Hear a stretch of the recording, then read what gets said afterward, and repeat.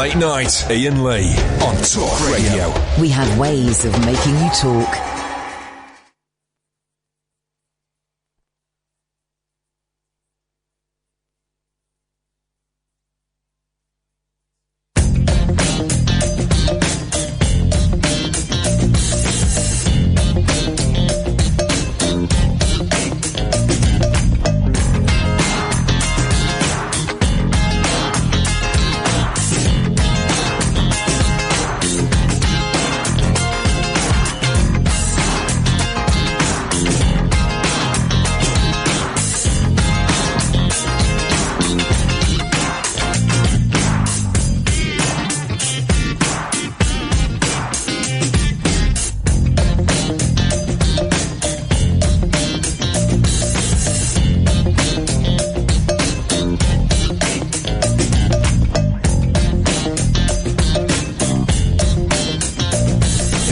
Iain Lee, Talk Radio, 0844 499 1000. So, tonight, newish callers only. Now, what does that mean? I'm not totally sure, and there's no, we're probably not going to turn too many people away, but I just want to try for Monday, and by the way, I've got blinding headache. Anybody else got blinding headache? Man alive.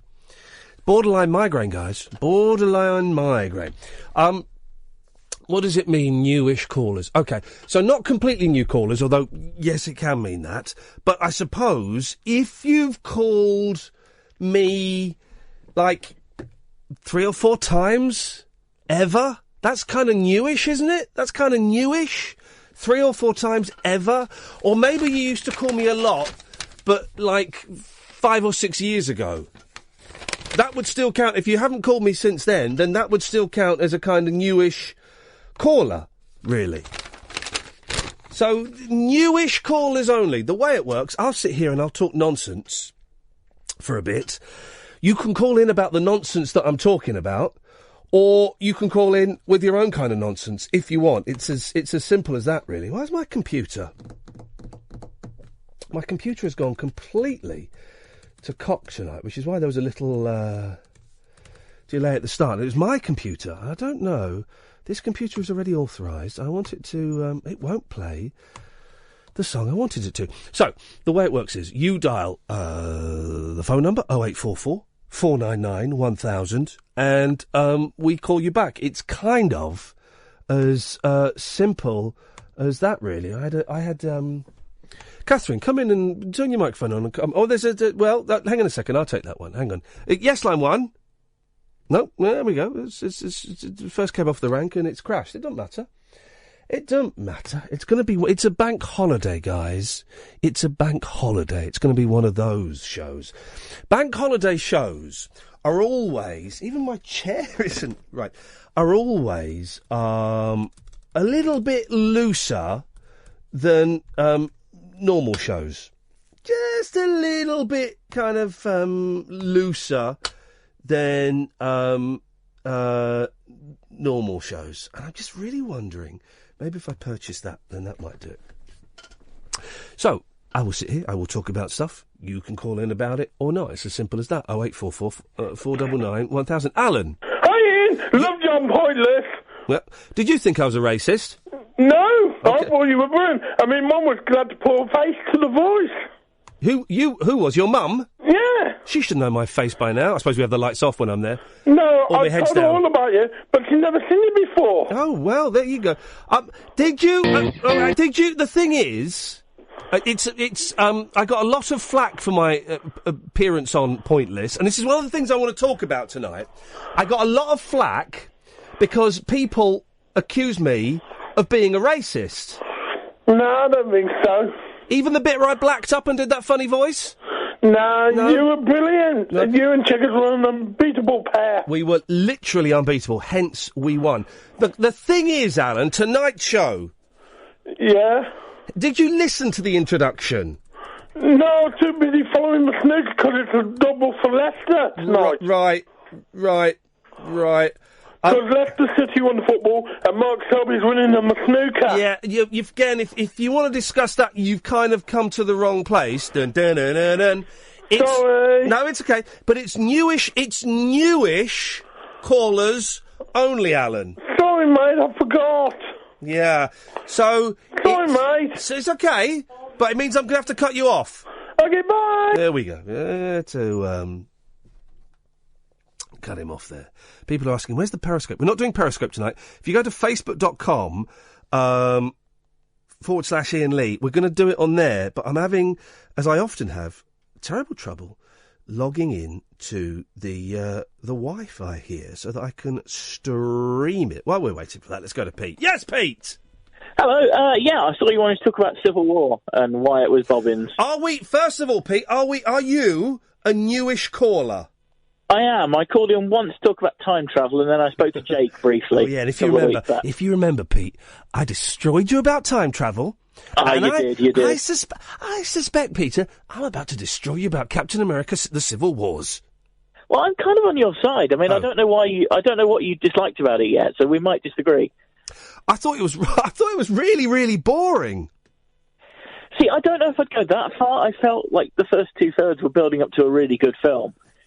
And then the final film just dropped the ball completely. And listen, no spoiler alerts, guys, because I don't want to do a spoiler alert and ruin it for people, right? But I liked the other two Captain America movies, and I like the Iron Man 1 and the Iron Man 3. Yep. Okay. I don't know if I've ever seen one of the ones where they all get together, but it was really noisy. But also, it was really up its own arse. I thought it was quite pretentious. Yeah, I can see that. I think it was trying to do something that the comics did really well, and kind of failing because they didn't have all the pieces on the board. Yeah, well, yeah. I'm talking. I mean, without kind of spoiling it, a lot of it just seemed contrived. There's literally a point at which two of the characters are fighting, and they're like, "Are we still friends?" Yep, we're still friends. Yeah, well, yeah, and I enjoyed that. And first of all, I mean, the new Spider-Man. I know he's a British guy, but I don't buy the new Spider-Man. I'm fiddling around with the studio while I'm talking to you, Pete. I'm still paying attention. I promise. He's a lot younger than what we've had previously, but he's more like how Spider-Man was meant to be in the comics. He's a teenager. I just found... Right, there we go, and I've got that. You can watch that. If you go to my Facebook page, you should be able to watch me live. But I don't know how well it's working. This is just an experiment. I found the story tedious. I found it pretentious. I found it was a metaphor... First of all, it was a metaphor for Brexit. We can't say any more about that for legal reasons. Then there was another metaphor I picked up in there, and then I just thought, was it gun control? Because gun control. Yeah, gun control. Yeah. Basically, look, I don't think it's going to work on the thing. I just found it very boring. It was boring, and then also the main thing, and again, no spoiler alert, right? But the main thing you think it's building up to is a MacGuffin. Yeah. Yeah, no, I completely agree. I mean, the final third, just as I say, really drops the ball. Yeah. Everything that's established in the first 2/3 just kind of falls to shit, and sorry. Well, we can allow that. All right. It's a bad holiday. It does. Well, apologies if anyone was offended, but he's absolutely spot on. It does just fall to that. Yeah, I mean, the motivations for having them fight just come to nothing, it fades. It just fizzles out right at the end. There's no ending. It's just like, oh yeah. All right, I'm going to say this. I'm going to say this, guys. I'm going to do a spoiler alert in 20 seconds. Okay, in 20 seconds. You've got 17 seconds. Just switch off your radios for a minute. It's going to take a minute, this, right? In 10 seconds, I'm going to do a spoiler alert. 8, 7, 6, 5, 4, 3, 2, 1. Spoiler alert! Spoiler alert! Spoiler alert! So you think the whole story is building up to him resuscitating those 5 Russian super warriors? Yeah. And it's not. He goes and... It's not. No, you think that they would be quite useful if you're trying to, break up the event, And he was just a muppet. Also, the other thing that upset me, Peter, 0844 499 1000, it doesn't have to be as geeky as this, but I do enjoy it being as geeky as this. The other thing that upset me is Martin Freeman. Yeah, what was that about? What? That's a man past his prime, a very short man, it turns out, desperately trying to crack American cinema in the way that only really Simon Pegg has managed to do. And he's a man who cannot do an American accent. Oh, he was doing the American accent, and I'm thinking, flipping heck, if you can get a part in American movies pretending to be an American doing that accent, I could be in American movies. Yep. I could do it. Okay, guys, so here's the plan. What we're going to do is this. Iron Man, you're going to do this, and then we're going to go already more convincing. It wasn't it? And then Bucky, we're going to get Bucky, and then I'm going to kick his ass. I could do it. I could do a better American than Martin Freeman can. He's probably got a 7-movie deal, you know that. Oh, doesn't it make you want to eat your own fingers? A little bit. For those who want to watch me on Facebook, I can't get it to work, so we might just have to go back to Periscope tonight, and I have to have a little play around tomorrow. So let's see. Have you watched any of those time travel films I told you about? I haven't yet. No, I've been busy. Still busy. Doing what? Well, I'm writing a book at the moment, so I've been doing a lot of research for that. Oh, right. What are you writing a book about? Time travel movies? Oh, no, I'm writing a book about Power Rangers. Oh, really? Yeah, well, there's a film coming out next year, so I've been... Go Power Rangers! Yep. Was that I've been commissioned to write a book. Hey, that's brilliant! Yeah, so I'm spending a lot of time listening to convention panels. I take back my initial to... That's flipping brilliant! Cheers. Are you a massive racist, though? Only casually. In that case, I have to say goodbye to you. 0844 499 1000. And this is what I got accused of being a racist for, and I just I can't understand it. It looked like a corner shop. And you had to pick the most pointless answer. So I said, corner shop. There's dancing behind the movie scenes.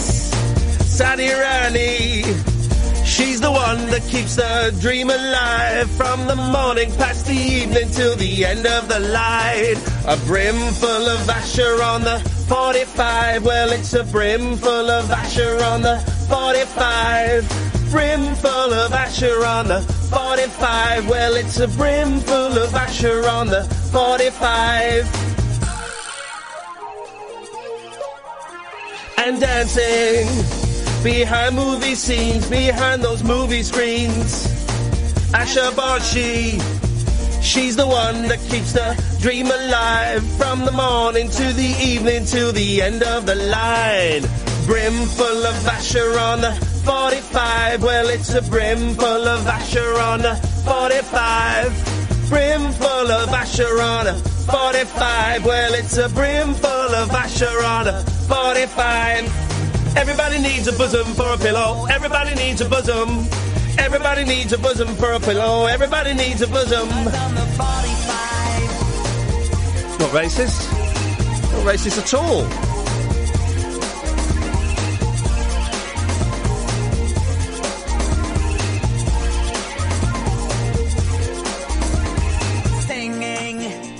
Illuminate the mainstreams and the cinema aisles.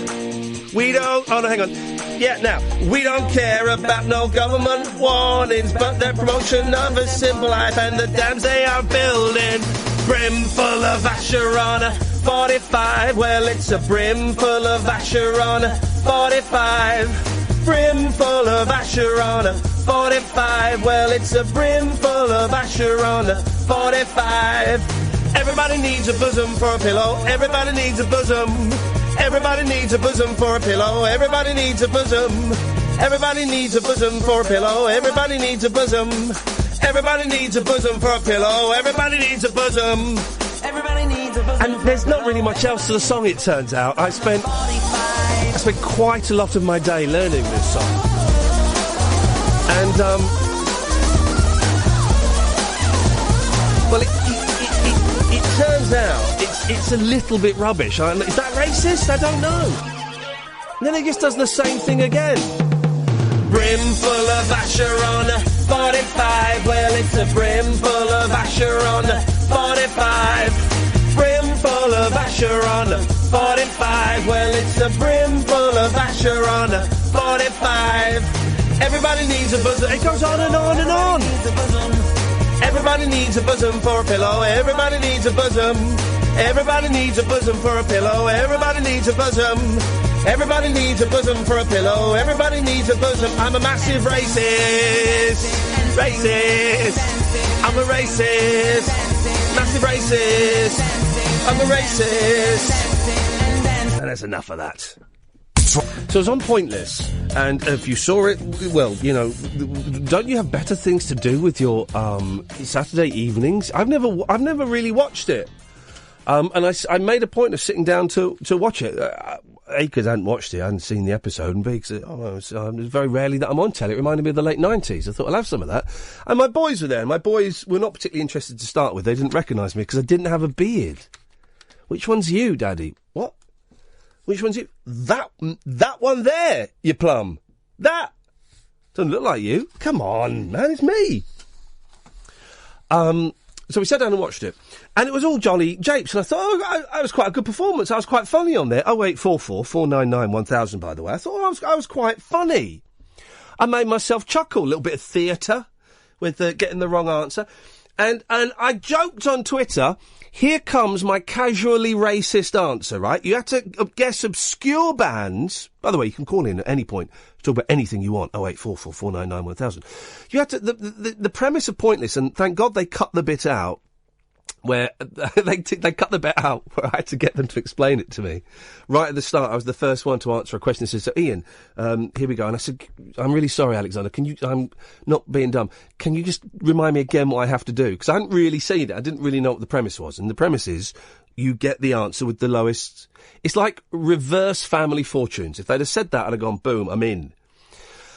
And it was bands that have won Brits, and you had to guess what it was from a picture. There were 5 pictures, and then you had to pick the one that you thought the least people would have got right. So there was 2 Monkeys in the Snow, Arctic Monkeys, or Gorillaz, as Anthony Costa thought. There was a picture of a crazy punk rocker, Daft Punk, and the one I went for, because I thought no one's going to get this. This is superb. This is superb knowledge here. This, you know, I'm a guy that's won Mastermind and Ready, Steady, Cook, so I really know my quizzes, right? It was a picture of some young girls in a shop, right, which looked like a sort of corner shop, like an Asian corner shop, you know. And the thing as well, when you see it on your TV screen, it takes up your whole TV screen, right? But when we say it's on the other side of a massive studio, so we don't get to see the detail that you get. And also, I know it's only Pointless, but it's quite pressured. You know, there's pressure on you to get answers right and to perform yourself. And I wanted to do well and win money for charity and all that shiz. Which turns out it's quite a nice feeling winning money for charity. When they say it's money for charity, they paid me as well. I got paid £1,000 for being there. It's not, you know, I wasn't doing it for free. But you know, you want to win money for the charity. And so it came up. It's 2 young girls in a shop that I took to be like an Asian corner shop that there were, you know, hundreds of when I grew up in Slough. And so I went, boom, 1997. That's your corner shop, brimful of Asher. And Cheggers went, I don't know it. I'll go with that. Yeah. And then Michelle from Liberty X and Anthony went, yeah, we were going to say that, right? And then just as he was about to announce it, I saw that the 2 girls, I realised I'd been too clever. The 2 girls were stood next to some spices. Oh, flipping it. And I realised it, and I went, oh, and in my head I went, oh, it's the Spice Girls. On screen, I overreacted and I hammed it up like a good one. Man alive, I know how to work television cameras better than Cheggers. If you notice, when I sat down, I was still in shot. Cheggers sat behind the podium. You know, he didn't clock those positions. The answer was the Spice Girls. Whap, whap, whap, whap.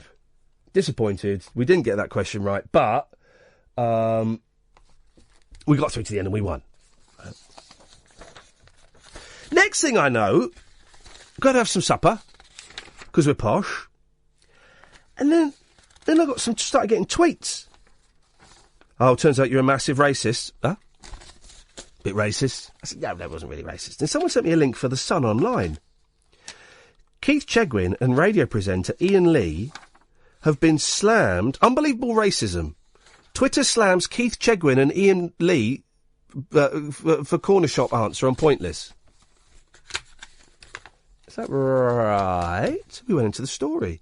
Keith Chegwin and radio presenter Iain Lee have been slammed by Twitter users for racial stereotyping on Pointless celebrities. I'm thinking, this isn't very good. This isn't very good. 08444991000. The pair played on the BBC quiz show alongside Lisa Maxwell, Rav Wilding, Helen Lederer, Nicholas Parsons, Anthony Costner and Michelle Heaton. They made it to their head-to-head round with Michelle and Anthony. The pair of teams were given visual clues to the names of the band who'd won Brit Awards and were asked to name the bands. At the lowest scorers, Keith and Ian went first, and after conferring, the pair went for B. The telly-entertainers, Cheggers, admitted the two weren't sure about the answer, but said their answer was British indie rock band Corner Shop. Surprisingly, Michelle and former blues singer Anthony Costa admitted they would have gone for the same answer. Oh! Before the answer revealed, Ian sighed, that's a real punt. I'm thinking that about that time they were big for 20 seconds. Just as the answer was about to be revealed, Ian shouted in dismay, "Oh no, it's not! I know what it is, oh no!" Ian bit his fist as he said, It's something else! It was all theatre, guys. It was all theatre. It's like you're like, oh no! It's all theatre. Michelle smirked, it's too late. Everyone opened their mouths in shock as Ian said, it's the Spice Girls, isn't it? And on it goes, right?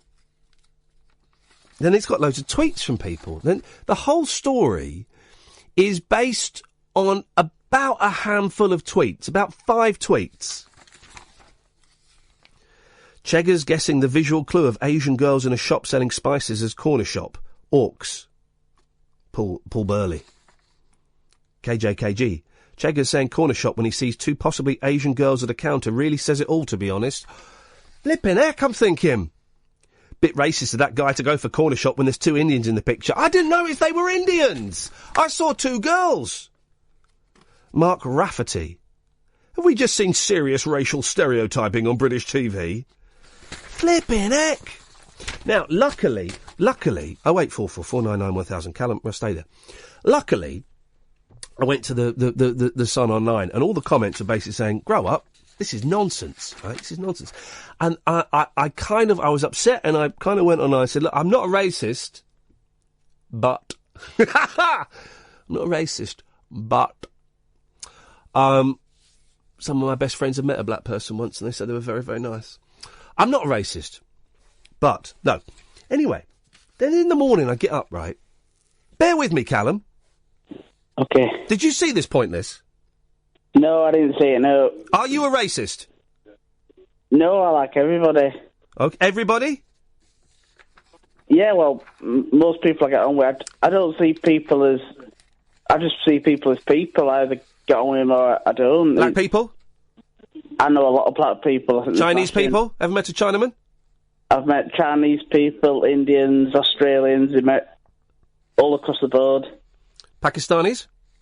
Right, met Pakistanis. All right, fair play. All right, you got your credentials there. Anyway, then someone sends me a link for a story written by, and I don't know the name of the person that wrote that story for The Sun, because I would say it, all right, but by a young lady called Hannah Flint. The Metro. You know what the Metro is, don't you? It's the crappy free newspaper that you get if you're on a tube or something. On some trains they have them. This wasn't even the Metro paper, I don't think. It's Metro online. Buses and trams and everything. Yeah. It's rubbish. Right? Yeah. And then she goes, Keith Chegwin and Iain Lee slammed for casual racism on Pointless celebrities. Right? Keith Chegwin and Iain Lee have been accused of racial stereotyping while appearing on the celebrity edition of Pointless. The duo were taking part in the quiz when they gave an answer to a question many believed was racist. They were asked to guess the name of the pop band from a visual clue, and in this case it was 2 young Asian girls looking at a range of spices. I didn't see they were Asian! I genuinely... me think the racist off protest too much. I didn't see they were Asian. I saw two girls. I wasn't even looking at the girls. I was looking at it's a shop. It's a shop. The answer was Spice Girls, but they said corner shop. And then they put some of the tweets, right, from people, including from one, slightly casual racist moment with corner shop, right? And this bloke then tweeted me and said, I'm really sorry, I meant that as a joke, I didn't think you were being racist. Then she goes on to talk about casual racism, and then she says, what's her name, Hannah Flint. Iain joked about the casual racism and changed his bio, should have been, to read corner shop. And then she's got some tweets that I've put. Here comes my casual racism. I'm the new Ken Livingstone. Thanks, guys. Stuff like that really upsets me. I'm not a flipping racist. A number of his followers pointed out they would have said corner shop too, which goes to show just how much people don't realise casual racism still exists in the country. And then she put a sarcastic little gif of Stephen Colbert clapping his hands in a pathetic manner as if to say, well done, you racists. It really and then the thing is, Callum, and I'm stopping a minute, right? Yeah. It really upset me, right? And then I've got people. Then most people have seen this for the nonsense it is, right? That it's not. I asked Hannah, the journalist, to come on the show tonight. I tweeted her. Do you know what she said? What she did? Did she just block you or something? She blocked me. I asked her to come on, and she blocked me. She blocked me. Problem. I think she's got the problem. And then. Right, and then I go on Facebook, right? Where's this guy? Mick Hinton. Right, this is Mick Hinton. I'm going to change some of the words from Mr. Hinton. Yeah. Absolute twit. Didn't say twit. Saw you on the telly a few years ago making pathetic jokes about people shorter than you. Most people are shorter than me. I'm 6'4". Second chance on mainstream TV on Pointless, and you can confirm yourself as an absolute talentless racist winker. Sad as a sad man.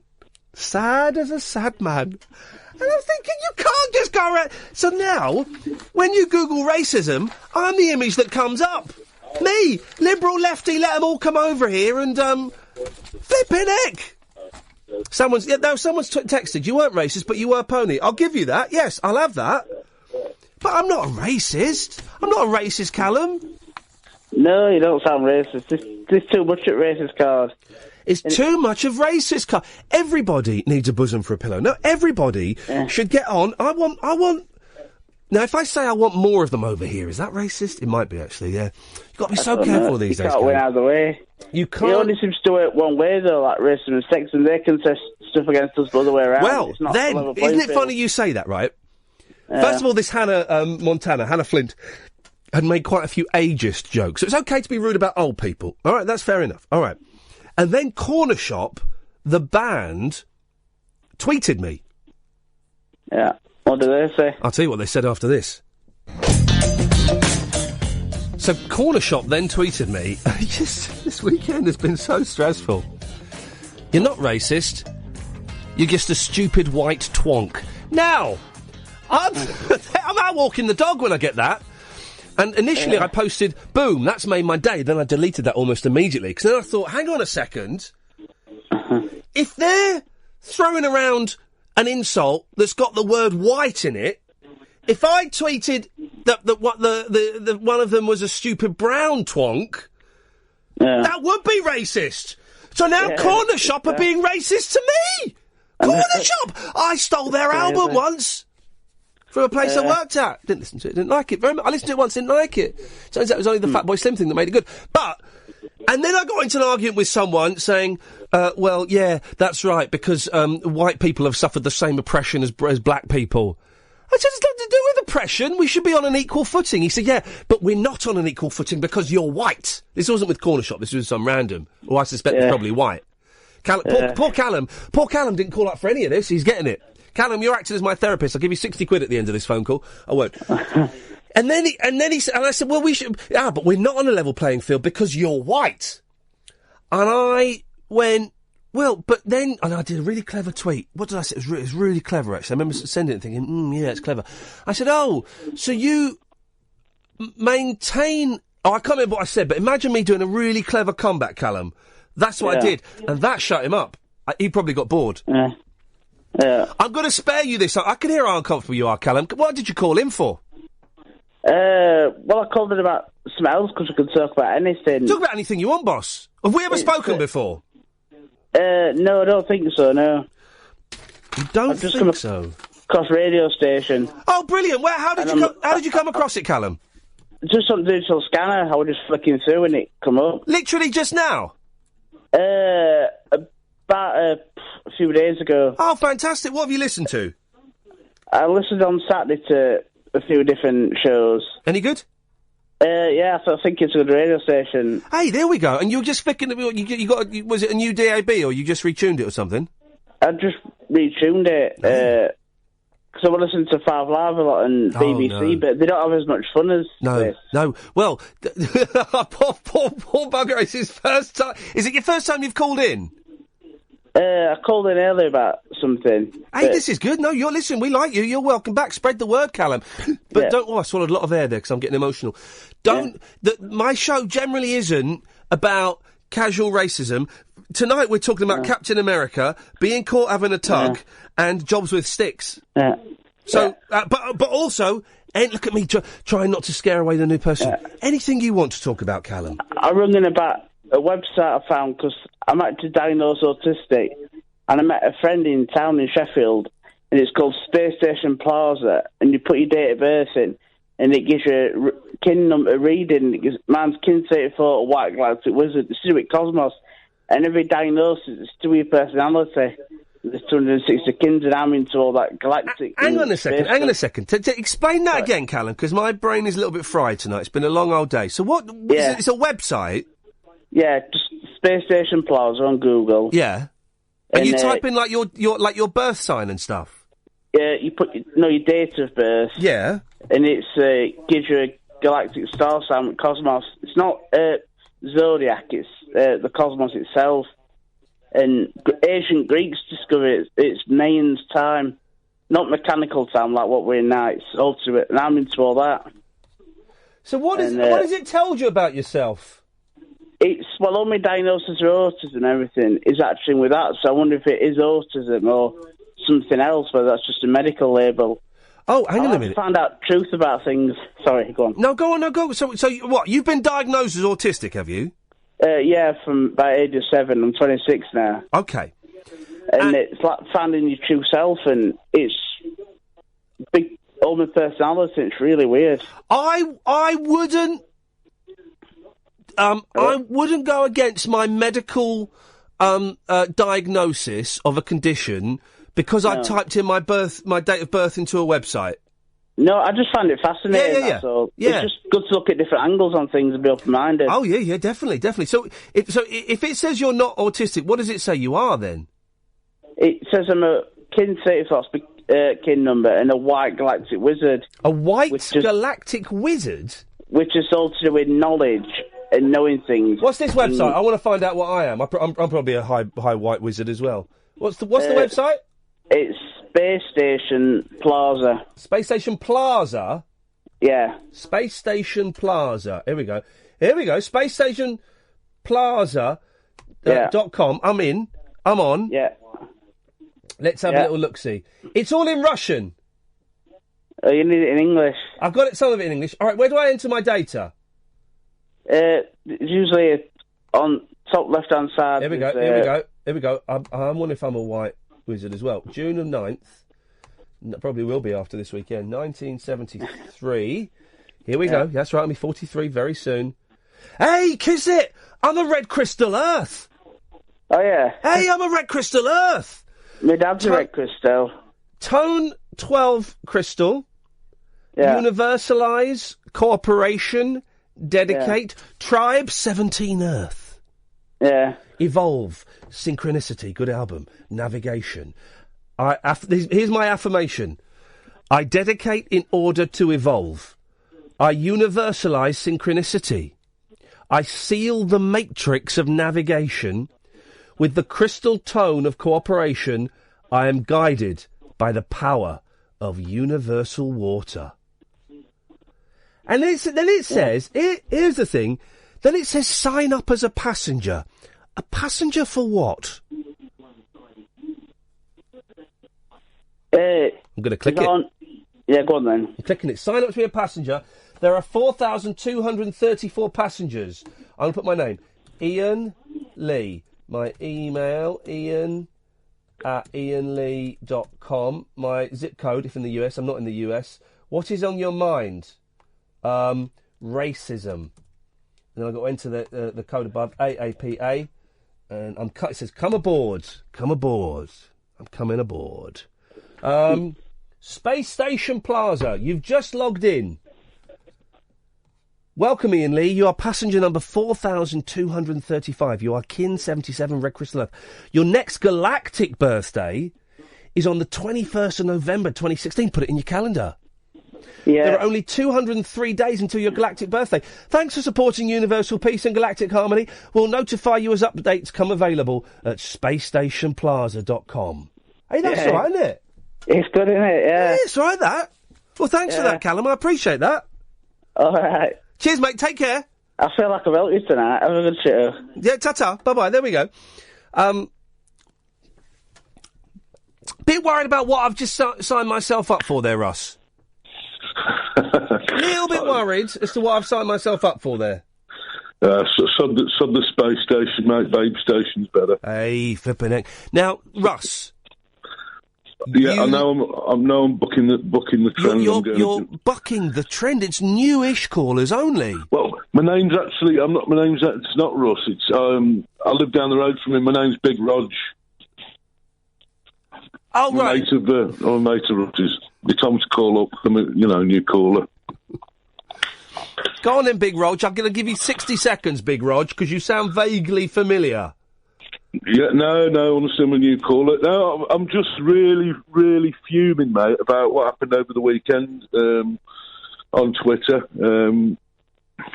I took a bit of stick. I mean, I'm quite new to Twitter, and I've heard about all the sort of Twitter trolls and that, and I had a little bit of minor stick off somebody in defence of yourself. Mate, it's really, really wound me up. And, I mean, I sit quite to the right politically from you, mate, and I can tell he's not a racist, far from it. He may be many things, but racist, no. No, I've never seen experience or observed a situation so ludicrous. Now, the point I want to make is, if you're a racist for the answer you gave, then the BBC are racist for having the answer Spice Girls. Isn't that playing to stereotypes? Isn't that it's a stitch up by the Beeb yet again? Conspiracy theories. I'm starting to buy you. I mean, first thing that came to my mind, mate, watching it was Brimful of Asher, because I remember that being out in '97, and I was like, "Yeah, I've got this." Yeah, and I was like you. I thought, and you were thinking it's a pointless answer. That's going to be a pointless answer if ever there was one. Absolutely, and. When you solicited Spice Girls, I was like gutted. I was like, "Oh no way!" It would have been better to have had Brimful of Asher. Yeah, it's just why is it? What is wrong with saying corner shop? Because there was a time, and even now there's still quite a lot of corner shops owned by Asian folk, and there's nothing good or bad about that. It's just a fact. The thing they got me on, right, is because literally three people on, because it's these Asian girls. I honestly didn't spot they were Asian girls. I saw. So what? It was pressure. Two girls. It's a shop. It looks like a corner shop. Boom, corner shop. We're in. So why couldn't it have been two? Why couldn't it have been two white girls? Exactly. If the answer's Spice Girls, why couldn't they have had two white girls? Why are there no Asian girls in the Spice Girls? Racist Spice Girls. Russ, I'm going to let you go because it is newish callers only. We'll have a longer chat later on in the week. Thank you for that. 0844 499 1000. The Spice Girls are the racists. Ring, ring, and yo, I like that good old song. But when the saints, yes, when the saints go marching in, oh, when the saints go marching in, To show I'm not a racist, I'm playing the black and white minstrels. No. What? Why? What do you mean? No. What are you saying? Oh my God, I've seen that picture before. Sorry. Flipping it. Sorry. I'd never Oh, well. really. Kind of will like that one. Yeah, I am not a racist. Gave a stupid answer on pointless. It was Jaggers who wanted to send them all back home. A bit high for me, that.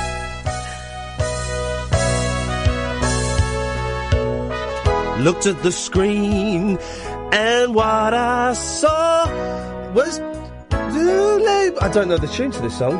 Where are we? In everyone. Oh, yeah. That bit. And I didn't see that they were two Asian girls. They just looked like girls to me. In a corner shop, yeah.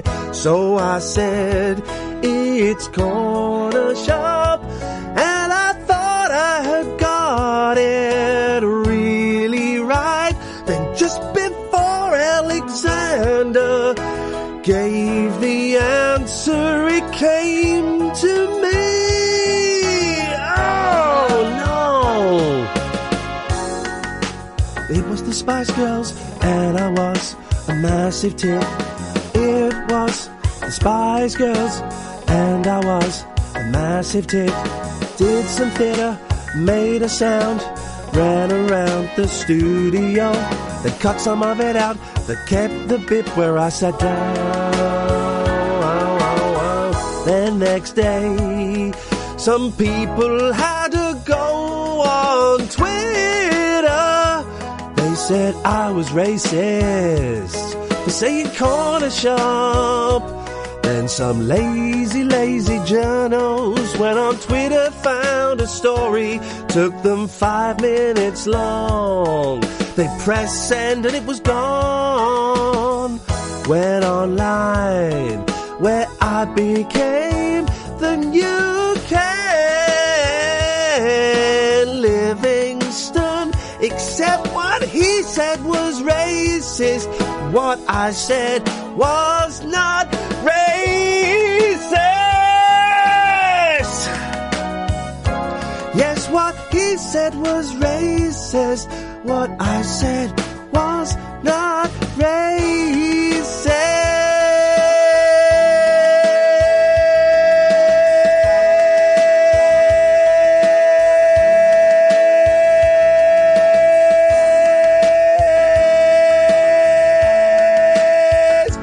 Looked like a corner shop, just what it looked like to me. Corner shop is what it looked like to me. Corner shop.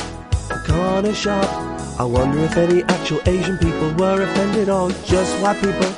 I don't know. It looked like a corner shop to me. Yeah. Either way, I got paid £1,000. Is that your statement? Yes, Your Honour. That is my statement. Write that up. It's good, though, isn't it? I mean, define good. Oh. Isn't it funny, though? Ken Livingston gets Hillsborough off the front page. Mm. So Ken's thinking, what can I do to get me off the front page? I know. I'm going to set up multiple Twitter accounts and accuse the next person I see on television of being a racist. Oh, Pointless is on. I'll have him. Boom. Ken who? Ken's back. Ken's leading the Labour Party now for all we know. He's Mayor of London again. Who knows what's going on with Ken? It's all me now. I'm the scapegoat. Well, no, I think most people realise what it was. It was a journo on a slow news day having a look on Twitter and going, oh, I'll write that up. That seems reasonable. Disappointingly, she blocked everybody that asked her to come on the show tonight. Even me, and I was being really kind. You are annoying. I'm going to block you on Twitter. Oh. Craig! As a racist, and as I've mentioned this before, this fella started it. This fella planted the racist seed. He planted, in my mind, last week, that perhaps some people are more inferior to others, or less superior. I'm offended that you class yourself as a racist. Well, I have to now. You're no racist. I know racists when I see one. Well, Hannah Flint says he's one, so that means he must be one. Oh, she said he's not one. I can't remember. You're no racist. You sound really disappointed. It's like I let my dad down. You're no racist, son. Get out. I searched for racism, and that was rubbish. Do you know what? I was so thrilled, right? Because I thought, my mum will love this. I phoned up the home where she's at. So, is my mum in? Can you tell her I'm on Pointless tonight? Oh, no, she's gone out. Oh. Where's she gone? Seen it on John Impersonator. I said, all right, well, I'll bring a DVD round. And I just know that quite often the reason why I do jobs that are beneath me, right, that paid £1,000, and I wasn't going to turn that down for 2 hours' work. And I thought it'd be quite fun. No. Oh, no. I got paid a fee. Yeah, but you did it for the charity. Well, and himself. Yeah, but also that looked all right. And also I do these things in the back of my mind thinking, oh, my mum will like this. And I watched it, right? And I haven't been on BBC One for years and years and years. But there's a bit of ego in it. It's 6:15, Saturday night, BBC One. There's a bit of ego. And some people on Twitter going, pointless celebrities. Well, yeah. Yeah, that's the joke. I get the joke. You know, pointless celebrities, you're saying we're nobodies. I get the joke. And I saw who I was up against. I know my standing in the world of show business. Right? I've got no illusions about that. And I just thought, and I finished it. I thought, yeah, well done. That's a nice, easy job, and you came out of that looking quite good. You should be proud of yourself. Went and had my dinner, came back, and I'm a racist. I'm Ken Livingstone. Flip, I'm Hitler. It was only about 10 people on Twitter, mind, that had the go, didn't they? It wasn't even that from what I saw. It was like 4. And some of them were just having a mild chuckle about it. It was a joke, and I mean, the crappy newspapers on the online news, they just pull any story, don't they? Well, look out for that, because that's happening more and more, actually. And, you know, as a journalist, not a brilliant one, but as a journalist, that's kind of cheating as far as I'm concerned. It is cheating. I could go and fill a newspaper with the rubbish on Twitter.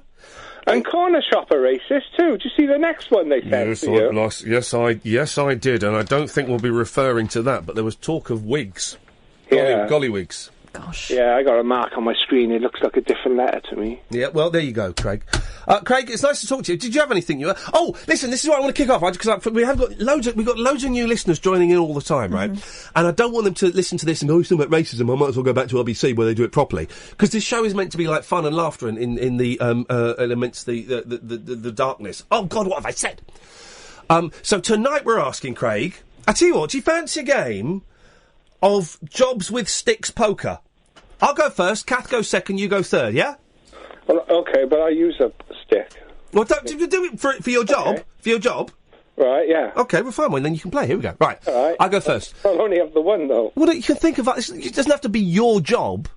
Well, I have done other jobs. Well, with a stick, though, and it can be anyone. You'll get it. We'll play it, and you'll get it, okay? I'll go first. Hey, Scott? Yes, mate. Do you fancy playing Jobs with Sticks Poker? I have no idea what that is, but I shall say yes. All right, Can I just say, after your last time playing games, Ian, can we all try to do this non-racistly? Yes, okay. I'll go first. Kath goes second. Craig, you're third. Scott, you're fourth. Okay, I'll go first. Conductor. Yes, a baton. Don't, I'm giving the conductor. Well, you're doing the symbol. Yeah, conductor. Okay, my turn. Yes. Gondolier. Okay, good one. Craig? Window cleaner. With a sticky pole. Yeah, I'll give him that. Sticky Scott? Come on, Scott. Stick. Come on. Drummer. Yeah! Scott's in the game, baby! Right, my turn. Air traffic control, the ones on the runways. Mm-hmm. Okay. Kath? Shepherd. Yep. Craig? Headmaster in the 80s. Oh, yes! Oh, you've been a bad boy! Scott? Employee of a member of Parliament with regards to certain sexual desires. We can say... Are you saying dominatrix? Oh, that was my one. Yeah, we can allow dominatrix, of course we can. Oh! Lollipop lady. Beautiful. Yay, Catherine. Okay. We're going to have to carry this after the news. Sergeant Major! Craig? Hockey player. Oh! Hang on, that's a whole new world. Scott? Winnie the Pooh. Oh, yeah. Yeah, Pooh stick. well, no. It's not his job, though, is it? It's not his job. That's a lifestyle choice. Seriously, are you gonna disregard winning the poo and poo sticks? Yeah, because it's not his job. That's a hobby. It's a lifestyle choice. Like the gays. It's a lifestyle choice. I'm joking. Basically. Scott, I'm afraid you're out. What was the point what was the point you called in about? I don't know. I think it was when you were regards to you were saying pointless celebrities, and you get the whole point of it. Yeah. And you're not a pointless celebrity. No, we all are. Everyone is. All celebrities are pointless. Hang on, Ian. You have been endorsed by Scott Balcony of Balcony T-shirts. But that's not you, Scott. No, that's a different Scott. That's a higher Scott than I am. Flipping heck, we got to go because we're going to... There's Scott... How many Scott? How many Scots can you fit inside a Scott? That's a terrifying question. Craig, stay there. Talk Radio. OK, well, Craig, stay there. Donna, stay there. You can give us a call if you're newish. There's not a hard and fast rule, but I just think for Mondays, because I know it can be quite intimidating for people thinking, I can't call up because there's all the regulars. And I'm not... We're having a pop at the regulars. I'm really pleased you call up, but... where are we? This is week 7, something like that. I'm really keen to encourage you. So if you've maybe used to call me years ago, or you've only called me a couple of times when I've been here, or whatever, now's a really good time to call, so we can take your call and give you a call back. 0844 499 1000. It's 11 o'clock. Let's get the latest news on Talk Radio. Used to be in bed. Yeah, tell me about it. Tell me about it. Spent a lot of honestly, being accused of being a racist at the weekend sent me into a right old funk. I'm struggling with my head at the moment, and my soul and my spirit is really, it's at the lowest ever it's been for a long, long time. And then I was all right, and then being accused of a racist. Saturday, sod this, I'm going back to bed. I went back to bed. I made myself sleep. I can make myself sleep. Can you? If I'm feeling miserable, I can make myself sleep. I was awake at 4 o'clock in the morning this morning. I couldn't sleep. Oh, when I want to sleep in night time, I struggle. But if I'm feeling really crappy, I can make myself fall asleep in the afternoon. Gosh. Yeah, it's a magic power. It's magic power, isn't it? Craig. Hello. We were playing non-racist jobs with a stick poker. We had to lose Scott. Because unfortunately you couldn't cut the mustard. He was doing poo sticks. Right, so it's my turn. Donna? Yeah? There's a space at the table. Are you in? Would it be nice? I would think of one. It would be nice to have a pretty lady sit down with us. Oh, you have to find one. Oh, Donna, au contraire, madame. You are Tres Buttes. Oh, right, why don't you sit next to me? And then Craig can cop off with Kath if we're lucky. I'll cop off with you, and Craig can cop off with Kath.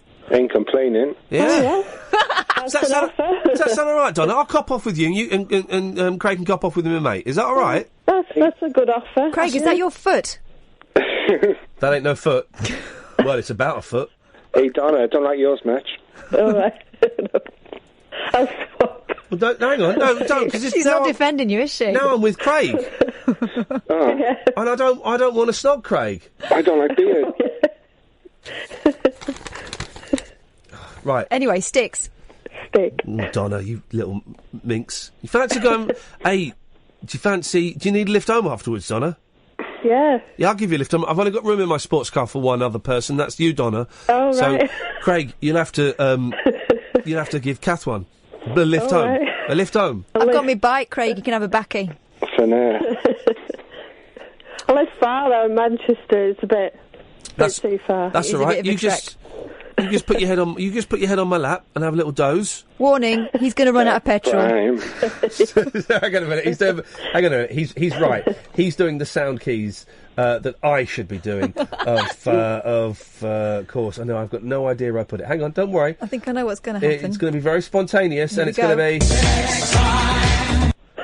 Blimey! Yeah, that's right. Okay, so my turn, and we can't repeat any of the answers. What's the order now? Now we've got an extra. Well, she's going to take Scott's place. All right, so she goes. Right. So, okay, jobs with a stick. 0844991000. If anyone wants to join in, you're more than welcome to. Okay. Oh, I've got a good one. Go on.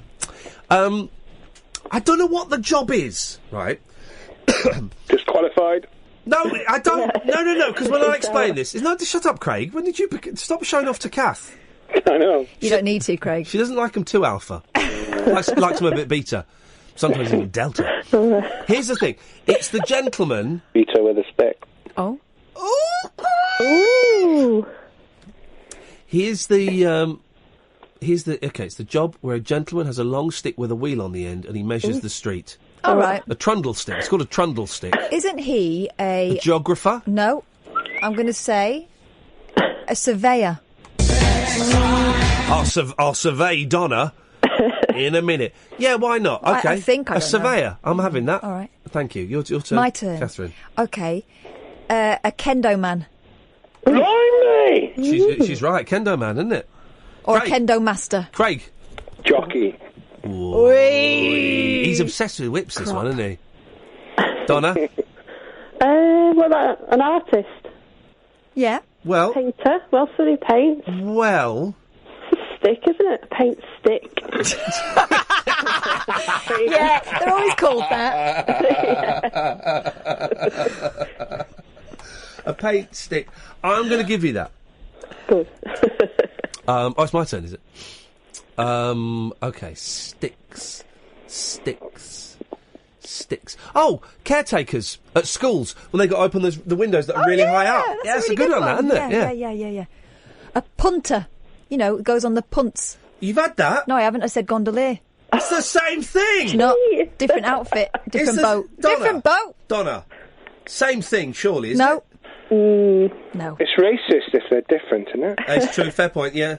Oh, no, hang on. We'll let you have We're that. keeping just. racism out of this, please. So it's allowed then? It's allowed if it's she allowed. does it. Go on. There's nothing wrong with a little bit of racism every now and I'm then. not being racist. Sexist.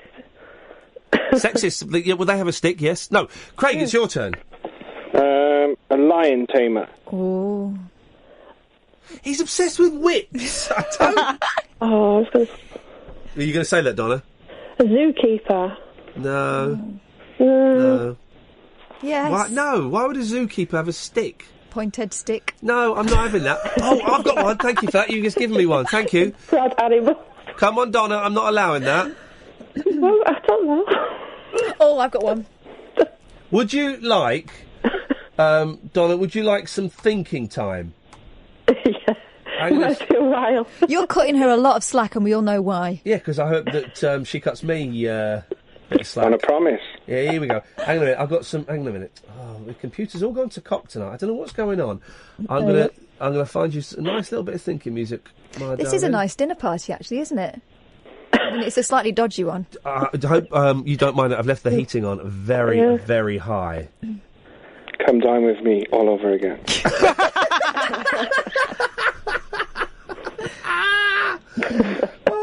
Did you come last in that? Steady on, guys. Steady on. Steady. Yes, I did come last in that. It's the only one I didn't do very well in. Hang on a minute. I can't find the blooming... I think you're stalling. I'm not stalling. You are. Jeopardy. Fucking Jeopardy. Here we go. 30 seconds. Right, Donna, think. Think.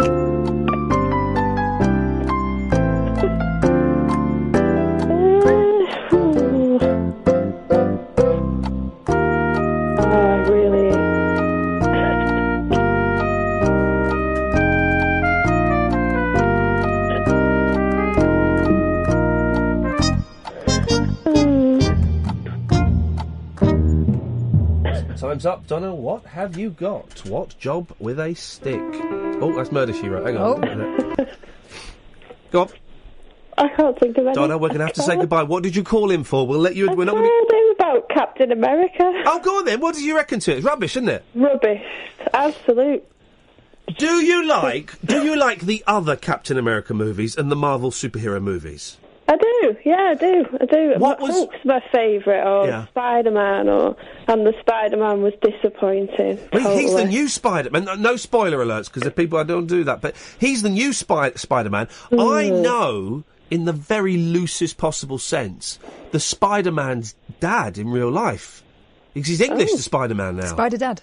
Yeah. He's a bloke called Dominic Holland, who is a stand-up comedian. And when I was started 17, 18, 19 years ago, he was like a young, thrusting thing on the stand-up circuit. I mean, I think he appears on panel shows now. I don't really watch those kind of programmes.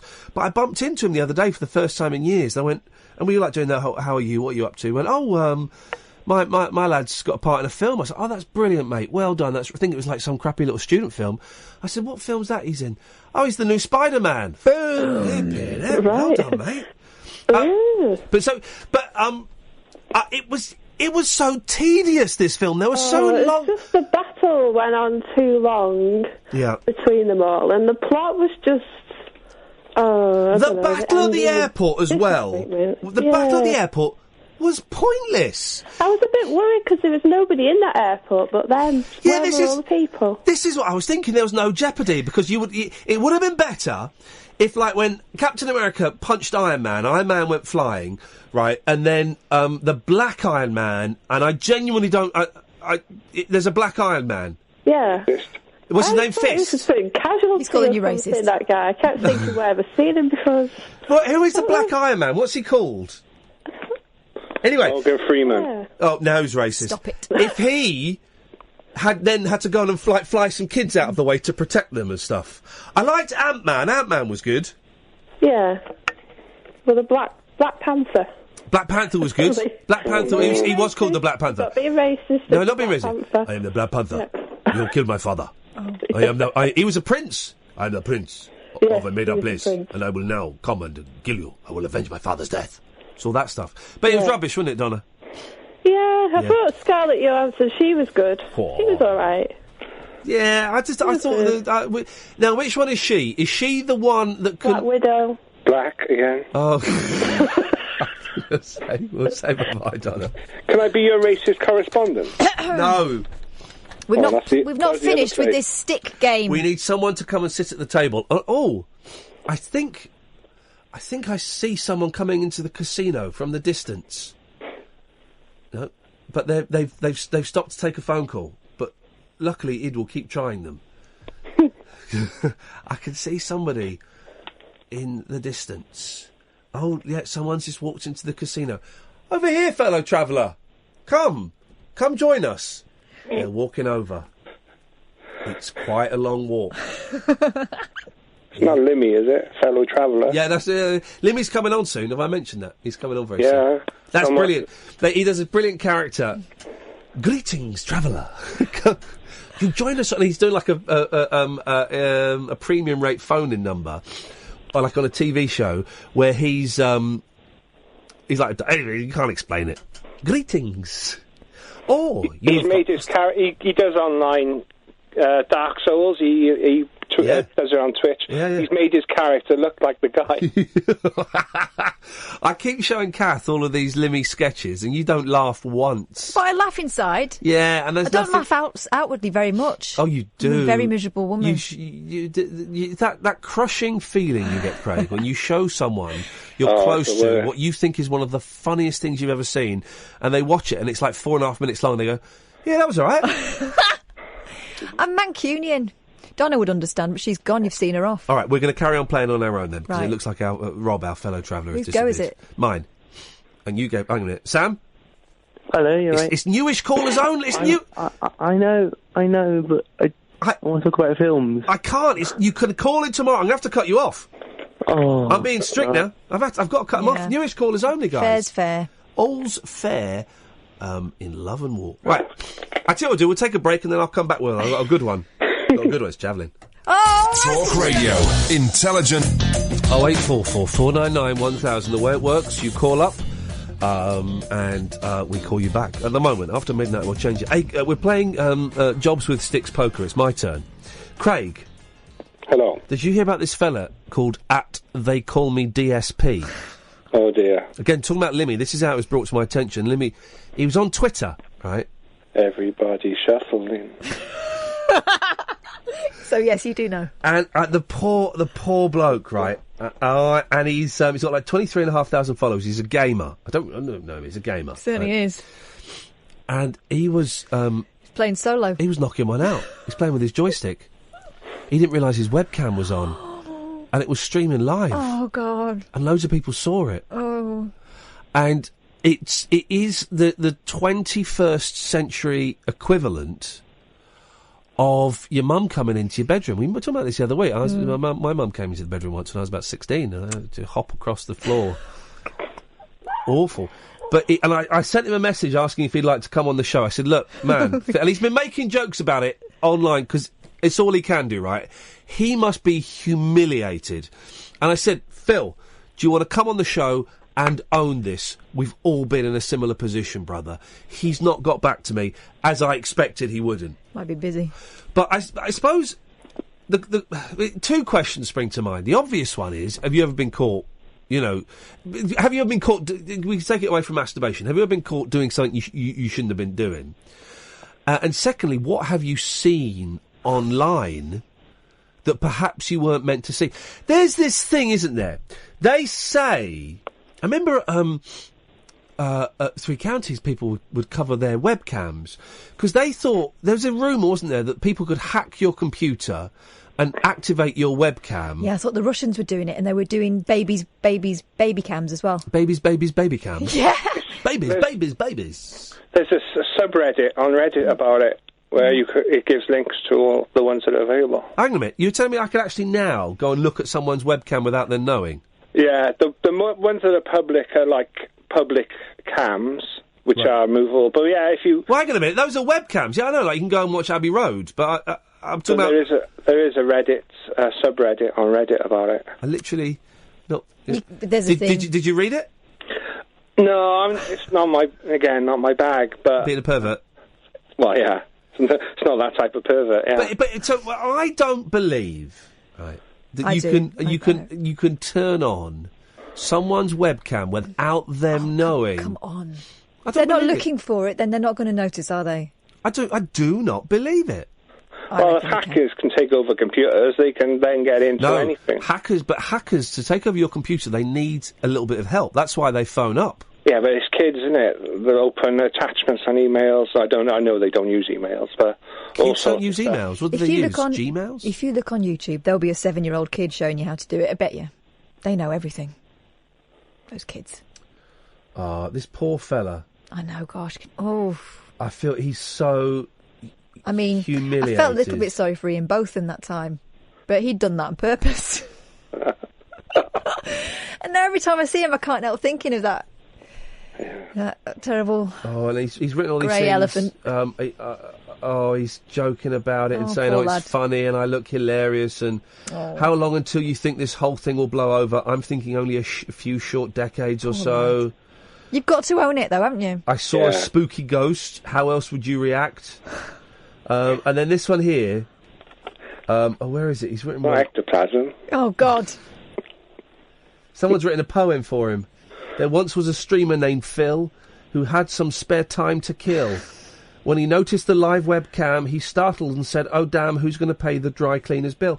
Now, and then he makes a joke about killing himself. Oh. And I just think, listen, all right. Do you know what? Craig, would you like to join me in this? I'm putting my hand up in support. What are we doing? Hashtag I support Phil. I am Phil. I am. Je suis Phil. Je suis Phil. I have masturbated. With this hand and with this one. Do you want to join me, Craig? Yeah, okay. Go on then. I am Phil. Go on. And you have masturbated. I'm doing it. We're having a little hashtag. Je suis Phil. Je suis... I know there's an I in there. Phil. What did I say his name was? Oh, don't tag him in it. Why? Because... Can't tag him in it. Oh, dear. I mean, Craig, it's just...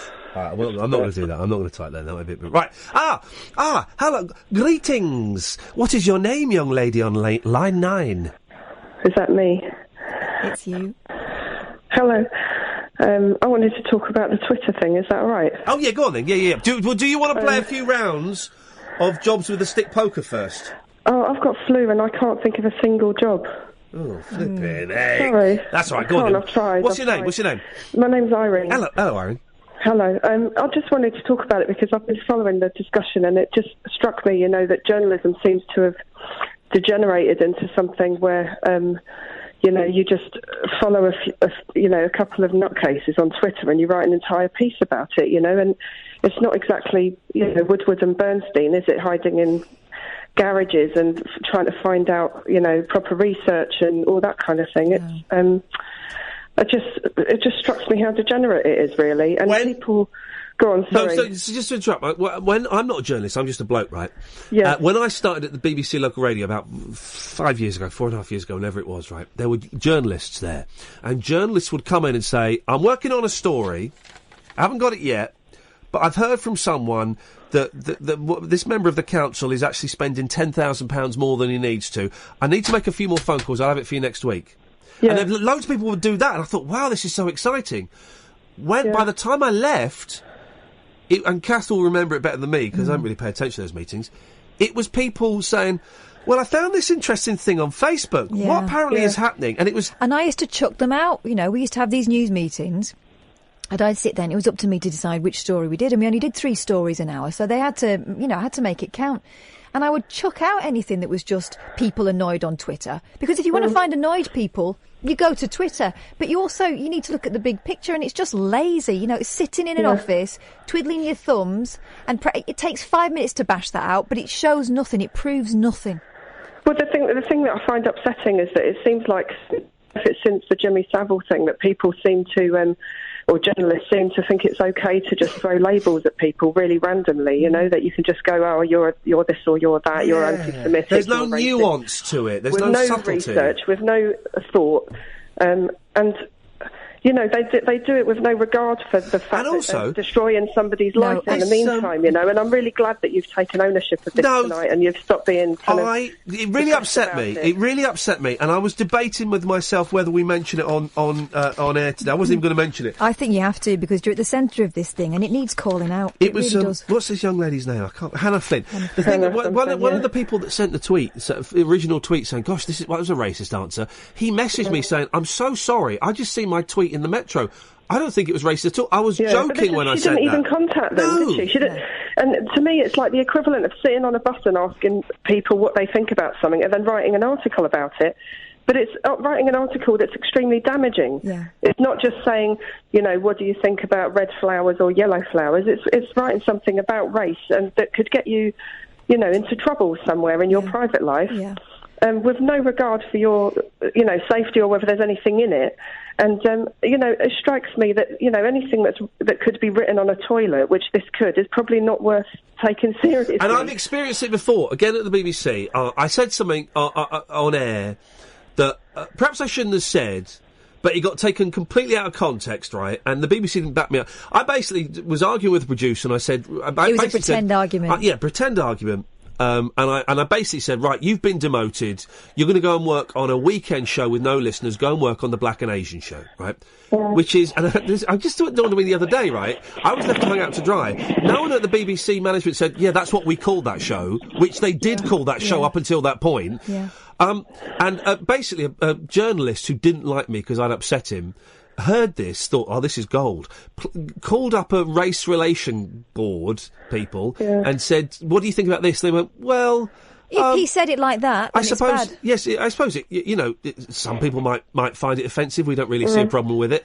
He then takes that out of context. Race relations says some people find this offensive, and it blew up into another thing. I'm going, I'm not racist. Oh, maybe it was ham-fisted what I said, but there was, anyway. I think that, these days, especially with social media and stuff, new journalists ought to all get a copy of John Ronson's So You've Been Publicly Shamed, because that is an awesome book, and it just shows you the amount of power you've got over people's lives.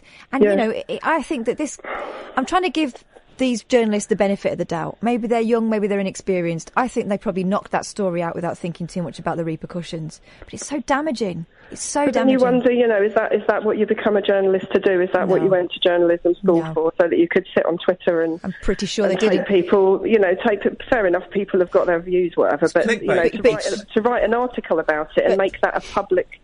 The other thing is, statement of... A lot of newspapers are firing off the older staff, and you've got all the kids running it. It's all clickbait. It's that thing. 5 things you must know about Kim Kardashian. 10 things you need to know about whether we should stay or leave Europe. It's all lists and it's clickbait, and that's all the world is coming It's to. a real shame. It is. Can I ask you about something trivial, Ian? Yeah, please do. Because I remember God, you had, sound really beef bunged with- up, don't you? Oh, I'm really not. I'm It's the just- first time I've ever called. I've listened to you for 10 years, and it's the first time I've ever called. thank It's you. made me so angry. I'm just on the other side of this horrible cold. I feel fine, but there is still some horrible stuff coming out of my nose when I blow. Right, and I've got 3 kids under 4, and they've all got it. Hey, as well. here we go. How have you got the? Here we go. Whereabouts do you live? Leytonstone. Right, Irene, I've been to Leytonstone for years. How have you got my cold when we've never met? Do you know what I mean? How have you got it? The same cold that Scott had? I listen to you at night, so it infiltrates. That's true. I've got 3 kids in a nursery. I get everything. Yeah, of course you do. Yeah, that's true. Michelle Heaton, you had a thing with her on Rise, didn't you, years ago? And I just wondered how that went on Saturday. Isn't it funny? Last year, Isn't when it funny you filmed it. mentioned that? Right, I had an argument with Michelle Heaton on live TV, right, where her boyfriend. She called at you the out time, over something, didn't she? Yeah, her boyfriend at the time, Lisa, Andy Scott Lee, was on like Pop Idols or whatever it was in those days, and I said he was a cheat because he'd been in a pop group 3SL and he'd had a record out and he shouldn't be allowed. And I did this kind of silly campaign. And she came on and she went, right, I want to word with you on live TV. It was flipping brilliant TV, really uncomfortable, brilliant TV. Right, so that was about 12 years ago. I've met her since then. I met her about 2 years ago on Big Brother, and I knew she was coming in. And I was thinking, oh, God, this is going to be awful. I was dreading it, really, really dreading it. And she came in, and I said, Michelle, listen, before we go any further, I've got to say, you and me, we had a big argument about 10 years ago on Rise, and I'm really sorry. I hope we can... She goes, oh, really? What was that about? I said, that was about Andy Scott Lee. She went, oh, I hate him. We finished now. He's a dick. Whatever you said about was probably right. So that all got blown over a couple of years ago. She didn't even remember it, and there's me. I built it up in my head as a big thing. But that goes back to the thing about this journalist, isn't it? It's like you write something, and then you forget about it. She's moved on to the next thing, no doubt, and meanwhile you're dealing with all the damage. Irene, listen, it's nice to talk to you. Thank you for calling. Craig, you still there? Yeah, holding my tongue. Why? Well, you had a debate. Yeah. Whether to do stuff. I think I had a debate too. So we were both of us. We were masturbating. Not during that phone call to Irene. I wasn't. Kath was knocking one out. What? To the journalist. And you brought up Black and Asians again. Oh, I just have to be quiet. Javelin thrower. Okay, is it my turn? Yeah. Oh, hang on a second. Oh, no, hang on a second. Hang on. Oh, I've cut... Oh, hang on a minute. I mean, if I do this and I do that... What's your name, fellow gamer? Simon. Hello, Simon. You're right. Do you want to sit at the table and play with us? Oh, yes, please. All right. Well, it's Catherine's turn. You'll be after Craig. Just listen. Just listen along, Simon. You'll pick up the rules to people who work with sticks poker. Okay. Pole vaulter. Craig, it's your turn. Animal controller. Well, No. We've already had that. No, you've had a lion tamer and a horse jockey man. I was on about the dog on the lead thing, whether you have to get wild dogs, or the bee's nest people that... The bee's nest Well, people. hang on a minute. You pick one or those. You can't pick one Well, of no, those. they were both animal... I just lumped them into animal controller. Pick one of those jobs. Okay. Angry dog catcher. Okay, A excellent. dog catcher, that's Dog fine. catcher, that's Just perfect. say that. Simon. Okay. Professional pogo stick Oh, person. Simon. Circuses. No, it's perfectly valid answer. The pogo? I've been to the circus recently. Moscow State Circus do not pogo. No, I know, but still. All right, it's your first go. Excellent we'll let you answer. Thank you, Simon. Okay, my turn. The bee stick people. Oh, Craig, now you see what he did. It's a perfectly valid answer. Okay. I told you years ago we had a bee. We'll do a break in a second. We had this is a great bank holiday show, by the way, guys. Just what I needed. We were getting some work done in a house. We took down this bit of walling. There was a massive bee's nest in it, right? And we phoned up the council, and they said, well, we normally we'd come the very next day, but it won't be till next week. Steve, who does this sort of thing, he's lost his bee stick. He has to order a new one, right? And he turned up. It was just a stick about 2 foot long. There's nothing special about it. You had to order a new 2 foot long bee stick. From beesticks.com. Beesticks.com. Stay there. We're going to have a quick break. This is Iain Lee, Talk Radio, 08444991000. We are talking about racism. Ever been accused of it? Captain America sucked. Ever been caught out pleasuring yourself? Or what have you seen online you didn't mean to? And we're playing Jobs with Sticks Poker. Craig, Simon, myself, Catherine, it's your turn. OK. Tightrope walker. Yep. Craigie? Lollipop lady. Wisping good on. Had that. You're allowed one incorrect. You're one double. Okay, I got another one then. Go. Shepherd. Done. Had that. Bye, Craig. No star Cariad. Thanks for calling, Craig. He's out. He's gone. He's gone. And it really is as ruthless as that, Simon. He metaphorically walked the plank. Oh, he's been replaced almost immediately. Hello, young lady. What's your name? Andrea. And Andrea, are you a recording or are you a real person? I'm a real person. I'm still not convinced. Andrea, you sit down and it's... I hate to do this to you. It's your turn. Is this Jobs with Sticks? Of course. Okay. A barman. It deals with cocktail sticks. She's good. She's good. straight in there. Simon, your turn. Contender. A banana grabber. No. They use a stick to knock them off the tree. No, I thought they shimmied up there. Don't be racist. No, They do. They put rope between their feet, don't they? Would you call it banana man? Banana grabber? Banana grabber. A banana farmer, surely? Banana farmer. Banana farmer, yeah. Hang on a minute. What we're going to do... OK, there's only one way to sort this out. You don't want to bash a banana, you'll bruise it. YouTube. Picking bananas. Let's They're not that high either, those trees. Let's see. Here we go. Dole bananas. Let's see what happens here. Okay. This is an instructional video from Dole on how to harvest bananas. Harvesting and packing bananas. Let's see if a stick's involved. At Dole's Bananito Farm in Costa Rica, the combination of perfect growing conditions and sustainable farming techniques allows us to harvest premium bananas year-round. It takes 12 to 13 weeks from the time the banana plant's fruit stem first appears. I don't see a stick. First, protective foam padding is inserted to safeguard the sensitive banana hands from spotting. They're hanging very, very low. Yeah. The entire stem That's the machete. with a machete onto the wide shoulders of a bananero wearing a protective pad.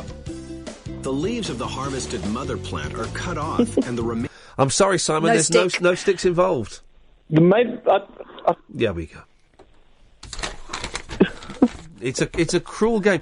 It's like the end. Did you ever used to watch the Adventure Game, Andrea, on BBC in the 80s?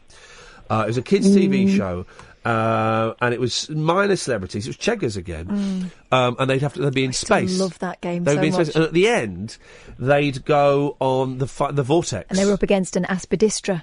Uncle. Yeah. Gronda. Doogie Rev. Aspidistra. It was an aspidistra plant, don't you remember?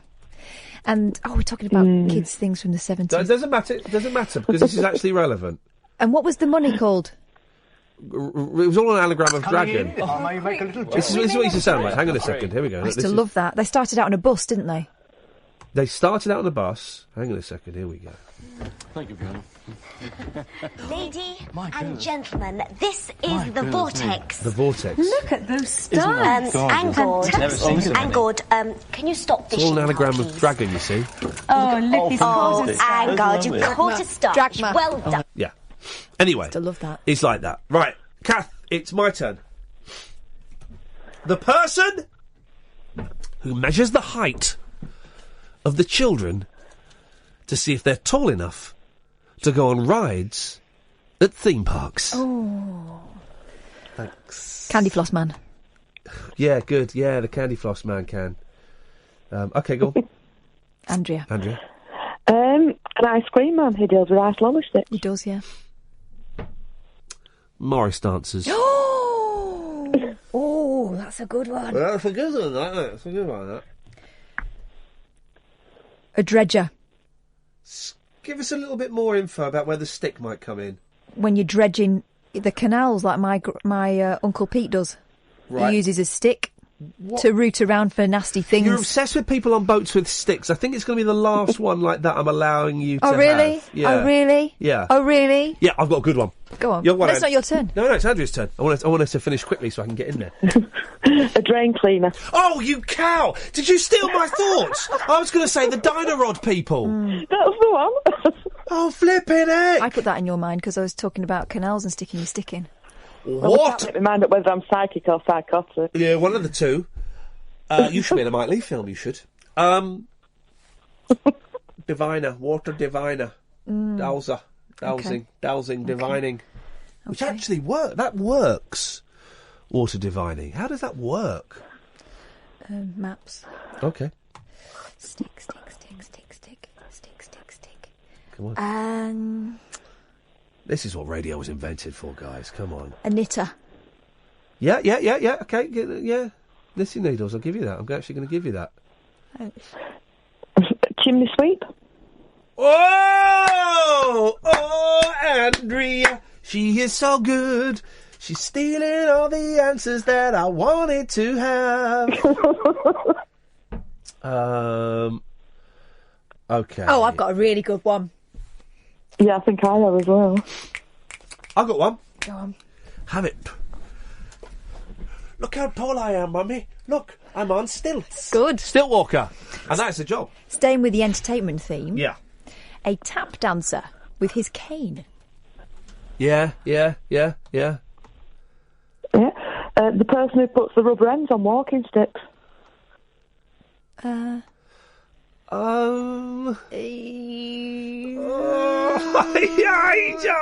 going to let you have that one. A mechanic. A wizard. A gardener. Picks up sticks, cleans up sticks. He does, doesn't he? Okay. So you're a gardener because he picks up sticks, yeah? Mm-hmm. Rubbish collector. A majorette. Oh, that was something I was thinking of that as well, mate. You should have said it then, Andrea, shouldn't you? We all know you've got previous for stealing ideas. Absolutely. God, just think how long you've gone without a fag. Me? Yeah. I don't smoke. You got a smoker's laugh. No, she's got a filthy laugh. It's different. Oh, is it? Okay, sorry. It's not a great line. Okay, right. Something with sticks.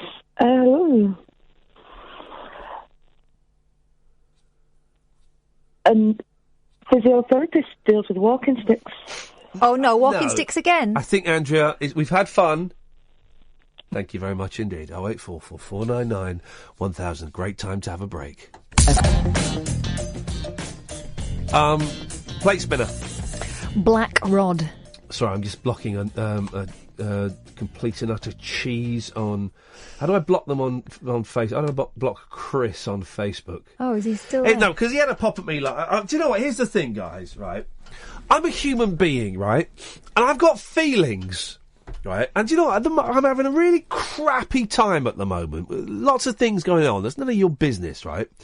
So to get some idiot have a pop at... First of all, to get called a racist is really upsetting. Then there's some idiot last week was being really rude about the show, so I just kind of blocked him. And then you reminded me who he was. That he was another one of these drunk idiots that turned up to a live show I did in Birmingham last year, almost ruined the show, and what I should have done was, guys, can you go? Right? And I didn't. I indulged them, I think, to the detriment of some of the other people that were in the theatre to come and see it. And then after each show that I do, I like to go out. If people want to have their pictures taken or ask questions or anything like that, I'll go and do that. And people do. I know, which is the strange thing. People do, and they want to talk about the radio and ask me, do I remember certain callers and stuff? And I generally don't, but I go and have this chat. And these gentlemen, one of whom we've addressed already, and I was kind of cool with until they started getting arsey on Twitter. And this Chris, who he was one of them, and he was just, I mean, he was more than drunk. It was beyond drunk, you know, it was obnoxious, shouting, the dullest kind of drunk, right? And I hadn't realised that was that guy, so I went back to him today, I unblocked him and said, mate, I've just worked out who you are, you're an idiot. Right? Don't ever be rude about my show when I gave you more time than you deserved. There's a queue of about 30 people. He's been goading me as well. There was a queue of about 30 people there, and it was embarrassing. And I think I played it wrong. And he's just written on Facebook, I think it's very shallow of you to unblock me 48 hours after you have an argument, to have another go at me tonight, then block me again with no right of reply. Well, FYI, Paul and I have apologised in your Twitter feed, and an apology was even printed in the Daily Star. What? If you didn't see the apologies, I'll say it again. I apologise for that evening. I regret what happened. That's fine, mate. Yeah, but then he called you a thingy. Yeah, that's fine, mate.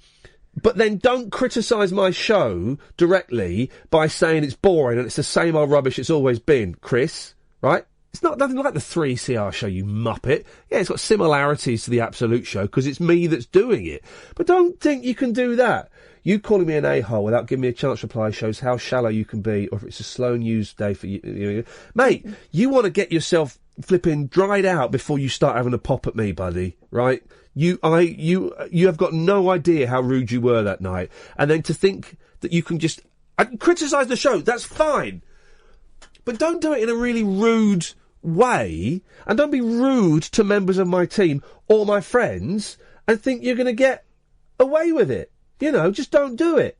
Banned. Boom. Done. I think he thinks it's bants. It's not bants, mate. It's really nasty. But bants has normally got an element of humour to it, It's really nasty. hasn't it? And I hate to go off on this, but I'm going to... You know, and we spoke to Paul about this the other day, and for, as far as I was concerned, that was put to rest, right? But we'd never actually had that conversation, but it was as far as I was concerned, it's put to rest, because I'm quite forgiving and things like that. But then don't start getting arsey on Twitter about the show when there's stuff that hasn't been, you know, when you have got bad stuff you've done bad stuff in the past that hasn't been addressed, because of course I will address that. And this is what I'm starting to think. This is where I'm going with this, right? If I didn't need Twitter to promote this show and live shows, and I've got a CD coming out and stuff like that, I would get rid of Twitter. I would get rid of it, because it's horrible. And all it does is it makes me feel worse about myself, right? I allow other people, like this Chris bloke and this Hannah Flint and all these people, I allow them to make myself feel bad, okay? And but the other thing is, you don't... But when you look at it, your support is really overwhelming, but you don't believe that stuff. You don't hear that. So I need... And my sister told me off in a very loving, sisterly way, saying, just... Why are you doing this for, man? I hate seeing you argue with these people and stuff. And so I am coming... I'm trying to work out what my relationship is with Twitter. And if you've been through this, dear listener, I keep trying to bring this up as a topic, and I'm not quite sure where I'm going with it. But I would rather Twitter wasn't in my life, right? But I need it. I need it to plug this. We're a new station. I've got to say, I've got this CD coming out. I might do some more live shows later in the year. It's a brilliant way to reach 45,000 people. Although, interestingly, Jimmy Carr says that when he tweets he's doing a tour... Doesn't make any difference. Anyway, it's the best... Yeah, but this is Jimmy Carr who sells that anyway. Yeah. This is the best form of communication I got. So I need to work out what my relationship with Twitter is. And I do think I've been too generous with people. I feel guilty when I block people. I feel bad thinking, maybe it was just a mistimed joke, or maybe they were having a bad day. There was a fellow the other day who was really rude to me, and I called him out. And then a few tweets later, he says, actually, I've had a really crap day and I shouldn't have done that. Mm-hmm. But I shouldn't have to be able to turn on my phone and hear someone calling me a twit or a winker. You know, I shouldn't have to have that in my pocket, in my house. So I'm just trying to work out. I don't think Twitter's healthy for me. I know Twitter's not healthy for me. And I don't use Facebook as a Facebook page. I've got, facebook.com Iain Lee and some music ones that I run. I don't have a personal Facebook page where I hang out with friends and stuff like that. I just don't know. I don't know what my relationship is with Twitter. I don't know what it is. And I have to work out what it is. Any suggestion? I mean, if I can get rid of it, I would, but I can't. 0844 499 1000. We don't use it massively on this show anyway. No. It's more before and after, isn't it? Yeah. Don't use it during the show, but it's a great way of alerting people that we're talking to what we're talking about. I quite like it, but I've not had the sort of rubbish to contend with that you have. But on the occasion where it has got a bit nasty, it is hurtful. But then, then they're not doing it to me, are they? They're doing it to a caricature. They think they're punching up. They think that I'm a multi-millionaire or that I'm, living the high life. They don't realise I'm just a mum trying to, get on with life. This racist thing wouldn't have happened if Twitter, if literally 5 people hadn't have said something on Twitter. No, because no one's complained. And those people haven't, apart from the one that got in touch, and I'm really sorry, it was a joke. those people hadn't really thought about what they were doing. They've written something to their 200, 500 followers, They're and that's sitting it. watching the telly on a Saturday night. We've all done sarky tweets, haven't we? I've never thought that it would get back to someone or hurt their feelings, generally. Why do I need Twitter? I don't need It's Twitter. instant feedback. I think you quite like the praise sometimes, but you don't believe it. It's not. It's a marketing tool. Mhm. 0844 499 1000. But we're going to go back to the game in a second. Don't worry. It's a marketing tool. Is all it is. It's a way of telling 45,000 people, you can buy this CD here, or Well- I've got this record. You know. Yeah, because you don't follow people. I don't follow many people, I but don't the ones follow I either. follow generally make me laugh. I follow 42 people. I And think. so it's a different relationship I've got with it. Because I like some of the people, I like the people I follow. They make me chuckle. I don't know. Well, have a think about it. You don't need it. A beater at a hunt. Mm? A beater at a pheasant hunt. All right. Okay. Oh, you caught me off guard, you swine. Yeah. You knew we were playing, baby. I do. No, I think you're using Twitter for evil. Close it. No, I've got that one. Okay.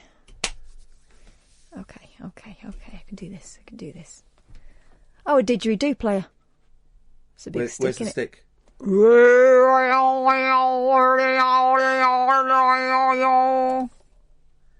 I don't know, Ed, is the answer to that question. I don't think so. Let's try. We'll soon be able to tell. I'll hit the dump button if I need to. I'm not going to allow that. Come on. All right, snooker player. Ding. Okay. And a pool player. Ding. Okay. Hang on a second. Emma. Yeah, hi. Hi, Emma. Oh, it's a terrible line, Emma. What? Go and... They always say at this instance, go and stand near a window, but that doesn't make any difference, does it? No. Oh. Well, you're nearer signals or something, but... Are you? Is that better? That's better, Emma. Yes, that is better. Okay, I'll sit still. I just wanted to talk to you about social media and all the trouble that you've been having. Yeah. I've been through an awful load of shit with people. All right, so two things. First of all, let's not have the S word again, because that's the second time tonight. Apologies for anyone who's offended. No, that's all right, don't worry. Sorry. I know it's fine, but apologies for anyone who's offended. And secondly, I'm also incredibly aware that if I was a woman, I'd be getting worse. And I'm completely aware of that. A friend of mine, Josie Long, who we should get on the show, actually, she has been getting some horrible stuff, including pictures of 10 pictures of women. She's the 10th woman. The other 9 are all women that were murdered. Oh, my God. I know. Awful. Oh. And she's a comedian. She's like a, really non-political, funny. She's one of the funniest people I've ever met. She's a comedian. And someone's sending that to her. Do you know what I mean? So I'm aware that as a bloke, I'm getting off comparatively lightly. But go on. Sorry, Emma. Carry on. Yeah, no, that's fine. So I've been getting a lot of nasties from people. And I've blocked out any negativity from my life. And I'm not telling you anything new. I'm sure you've been told this a million times before. But I've just block anybody who has got anything negative to say or anything at all. And I'm not going to go into what I've been through because that's doom and gloom. But, I just think that's necessary. It doesn't matter whether you're famous or not famous, a millionaire or a pauper. It's even if someone is saying something to you in jest and they didn't mean it, if it makes you feel bad about yourself, it's got to go. And But you've got to read it before you block them. So those words have already entered your consciousness. That is true. But and they could set up another account. Just by blocking it, yeah. Hopefully you're not going to get too wound up for too long.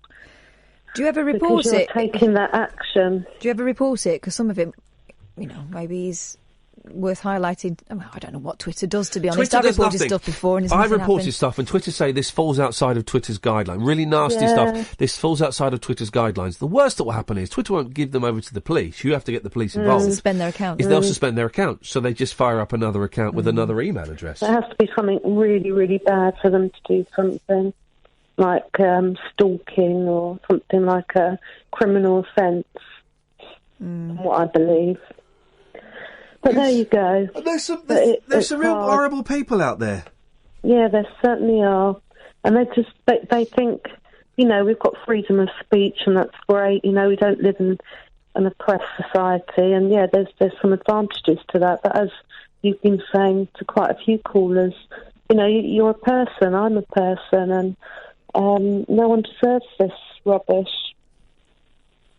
Thank you for that, Emma. I appreciate your call. That's all right. Is there anybody else on playing Jobs with Sticks? Because I've got a few. Yeah, go on. Dennis? Yes? Do you fancy a quick game of Jobs with Sticks, poker? Well, no, I'm sorry. I'm not a card man. There's no actual cards involved, Dennis? Wouldn't know one end of a... Right. He still thinks there's cards. We're saying jobs that have got sticks. Stick? Yeah. Well, let's just start, Dennis, and you'll get the idea. Because I've got a stick to beat the kids with. Oh, it's not really a job. Emma, you said you had one. Away you go. Okay. A magician. A magician, yep, lovely. Dennis? Yes? What would you like? What do I do? I don't know. I don't know how to play this game. Sorry, I'm as sick as 3D planks.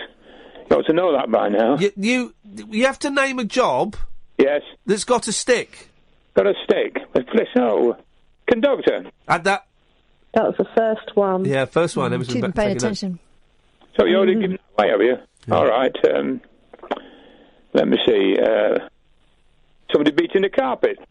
Carpet beater! Boom! He's in! Yay. Dennis, did you enjoy my point list the other day? I did. I'll tell you what my missus said. My God, he must be at least 7 foot tall. Yeah. I said, I don't know about that, but I know when we're there, I had to look up at you and Justin together. Out of respect, yeah. Yeah, but no, honestly, it was great. And that family that came and picked me up and took me down to Luton Library when you were on the stage, they came out of the blue. They knew you. Well, they knew you were talking to you. Yeah. They came around when I sat with the family and we had a right old do. Well, Dennis, listen, I'm so glad you enjoyed it. Dennis, Emma, if you want to stick around to play Jobs with Sticks poker, please do.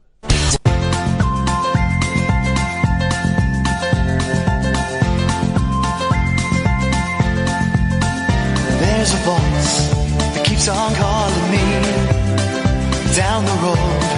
It's where I'll always be. Every stop I make a new friend. Can't stay for long, just turn around and I'm gone again. Maybe tomorrow I'll wanna settle down. Until tomorrow I'll just keep moving on down this road that never seems to end. When new adventure lies just around the bend. So if you wanna join me for a while, just grab your hat, come travel light, that's old style. Maybe tomorrow I'll wanna settle down. Until tomorrow, the whole world is my home. So if you wanna join me for a while, just grab your hat, come travel light, that's old style. Maybe tomorrow I'll wanna settle down. Until tomorrow, I'll just keep moving on.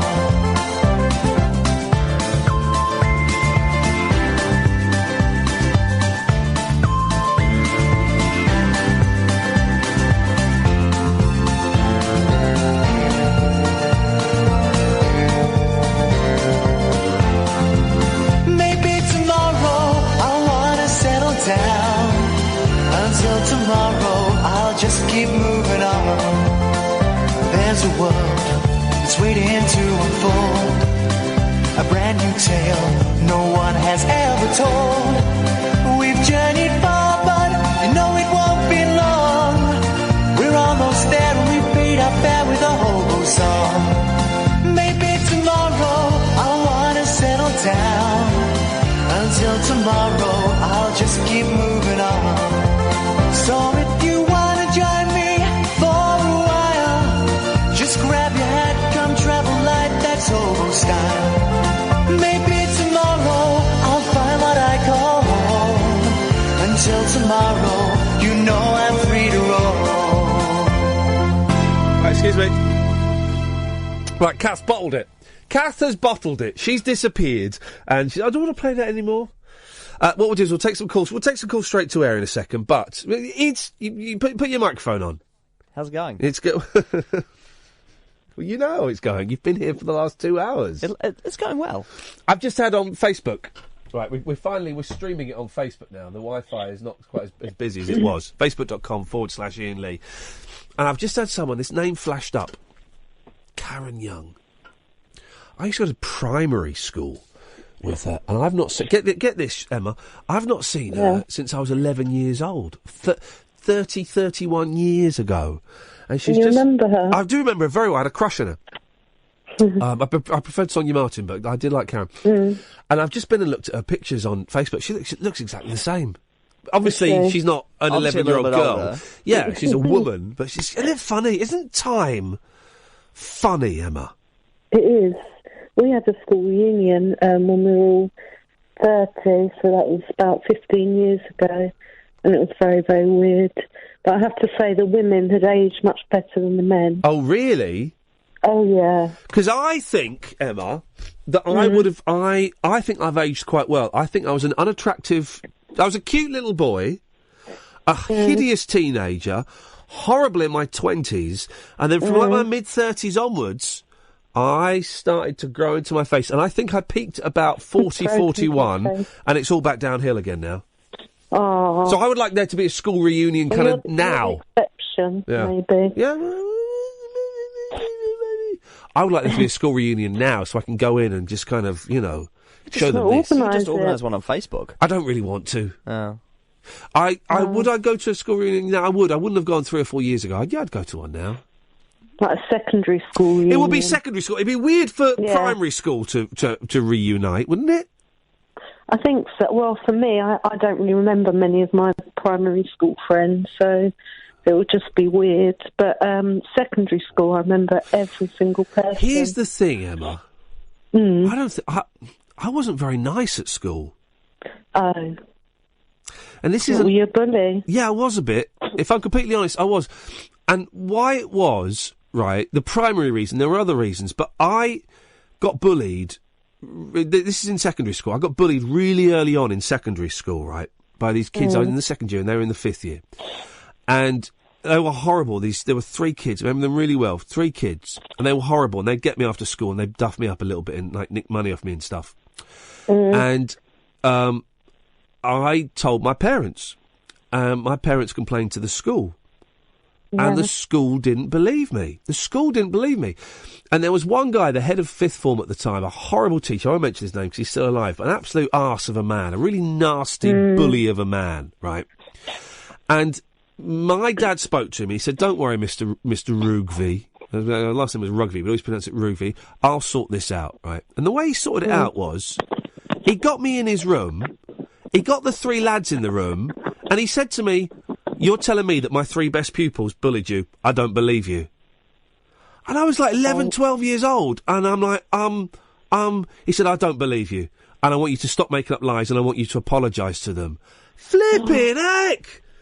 And it was humiliating and terrifying. And then, for the first time in my life, I thought, geez, I'm on my own. I am on my own, man. There's no one you can depend on. And I got bullied a bit more by some other people, because I was tall as well, I'd get bullied. And, I'm ashamed to say, Emma, and it's something I need to deal with, and something I need to make amends about. I bullied kids that I perceived to be weaker than me. Right. And I'm not... You turned it around. I think so. I hope so. I need to make amends with those people. I've made amends with some of those people, and I've apologised for it. But there are a few more that I need. It was teasing more than physical. There are a couple of physical things, but it was kind of teasing. I've never really spoken like this, Emma, because I've got so much shame around it. And it was a self-defence thing, because I was getting bullied by other kids, and because I then hated myself, I then went and bullied some other kids. It was horrible. So I'll find them and apologise. Yeah, I've managed to track a couple of them down, and I have. And there's a couple more that I need to make amends with if it's appropriate. Anyway, I apologised to a girl at the reunion. Oh, really? She was lovely about it. She said, "I don't even remember you being nasty." Yeah. There you go. Yeah, it is. Isn't that interesting? Oh, well done for apologising. Yeah. It's a tough thing to do. Yeah, it is. It takes a big man to do it. For a good woman in my case. Okay, Id is going to replace Catherine. I am going to Okay. say a plate spinner. Id. Good one. Pool player. Oh, we've had That's snooker player. Do we have snooker? Oh, I missed Yeah. that one. I'll let you have pool because you're new to this country. Thanks. Emma. Sherpa. What would a Sherpa have a stick for? They must have a stick to walk up and down. Yeah, fair play. No, I think don't the Sherpas, they like scramble up. Like little scrambling fellas. I'll let you have that one. I'm sure they have a stick. Okay. Archer. Bow and arrow. Id. It's over to you, and you can make up a New Zealand job if you wanted. We'd be none the wiser. Yeah, no, I've got a good one. Māori welcomer. They've got the big stick and they challenge you and be like, you know, you've got to go pick up the leaf off the ground and... Oh, what? It's a New Zealand thing. What? It's like a Māori person that's challenging you. They've got this big You're making stick. this up? No, it's real. Swear on your life? Swear on my life. Okay, fine. It's real. The stick is called a taiaha. Ooh. Continue, Emma. You know, there's people that have the grabber sticks to pick up rubbish. I've done that one. Done rubbish collectors. Oh no, Emma, okay. it's been an absolute delight, but I'm afraid we've got to be tough. Line 1, your turn. Line 1? Nope. Try again. Try again. What was the job you said? So it's a lot. It happens a lot in tourism. So when you walk onto a marae, which is a big meeting house for a local tribe, there's this guy who comes out with a grass skirt on, big stick, and sort of starts yelling at you and challenges you. Puts down a leaf on the ground, and you've got to go and pick it up without turning around. Otherwise, he'll go and hit you with the stick. I could pick a leaf up without turning around. What's the challenge there? No, it's more like a piece of, you know, if you turn around... I'll give him a piece of this. I'd go and knock him out. It's more if you turn around or if you don't pick up the leaf or whatever they've put on the ground, it's considered I would spit on the leaf. rude. I'd spit on the leaf. What would he do then? What would his next move be? It would be all-out war, probably. Flipping heck. Yeah. Imagine declaring war with New Zealand. It would be over within a day, probably. I think I could beat you. I tell you what we'll do. Have a quick break, and then when we come back, we'll carry on this. Captain America, ever been caught having a tug? Racism, jobs with sticks. What countries do you think, if we went to war with them, we could beat them in less than 24 hours? 0844 499 1000. Talk. I've just... Don't worry, I'm going to play a song in a minute. You're not consciously racist. This is a genuine tweet. Just a product of your time. Fortunately, times change, old men become irrelevant, and things move on. I thought before I tweeted. I replied, "Ha! You actually believe that? Oh, I've put what a balloon. I meant Oh well.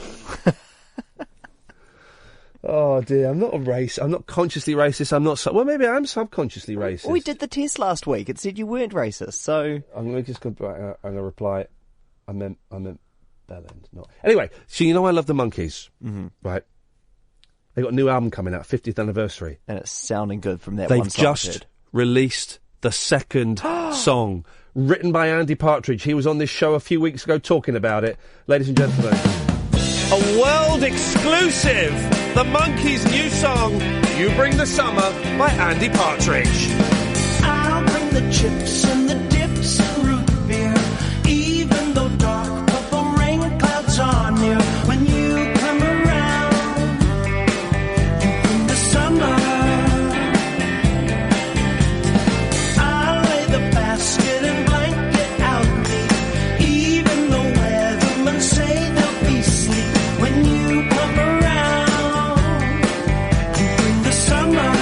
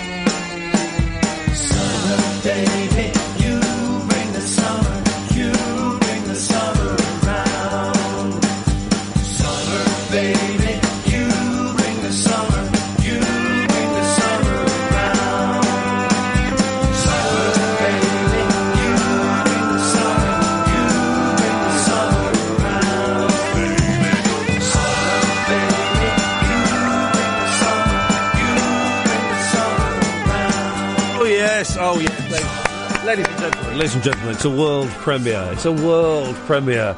Oh, sexy. It sounds like XTC. It sounds like, oh, jeez. It sounds like the Monkees singing an XTC song. That makes me so happy. That makes me happy. That makes me happy, guys. Now I don't feel so bad about that calling that plumber ballooned on Twitter. I don't know. There we go. That was nice. All right, the way the show... Who is this guy? Simon Alvaranga, documentary filmmaker and new media producer. Ah, he means he makes videos for online. Okay. Well, that's great news. Let's have a look at his wearecash.com website. Let's just see some of the calibre of the... let's just see if I'm, by swearing at him, I'm doing myself out of a job. Let's see. What a rude thing to write. You're not consciously racist, just a product of your time. Fortunately, times change, old men become irrelevant, and things move on. Why do I let this stuff hurt me so much? Because that's like a dagger, but I don't know why. It's just words by a bloke. Isn't that funny? It's funny. It's always interesting with social media. Everyone says, oh, don't read the comments, don't read the replies. But it's like, well, I can't, because the replies are right there and the comments are right there. It's hard to ignore that. Yeah. And not take it personally as well. Oh, dear.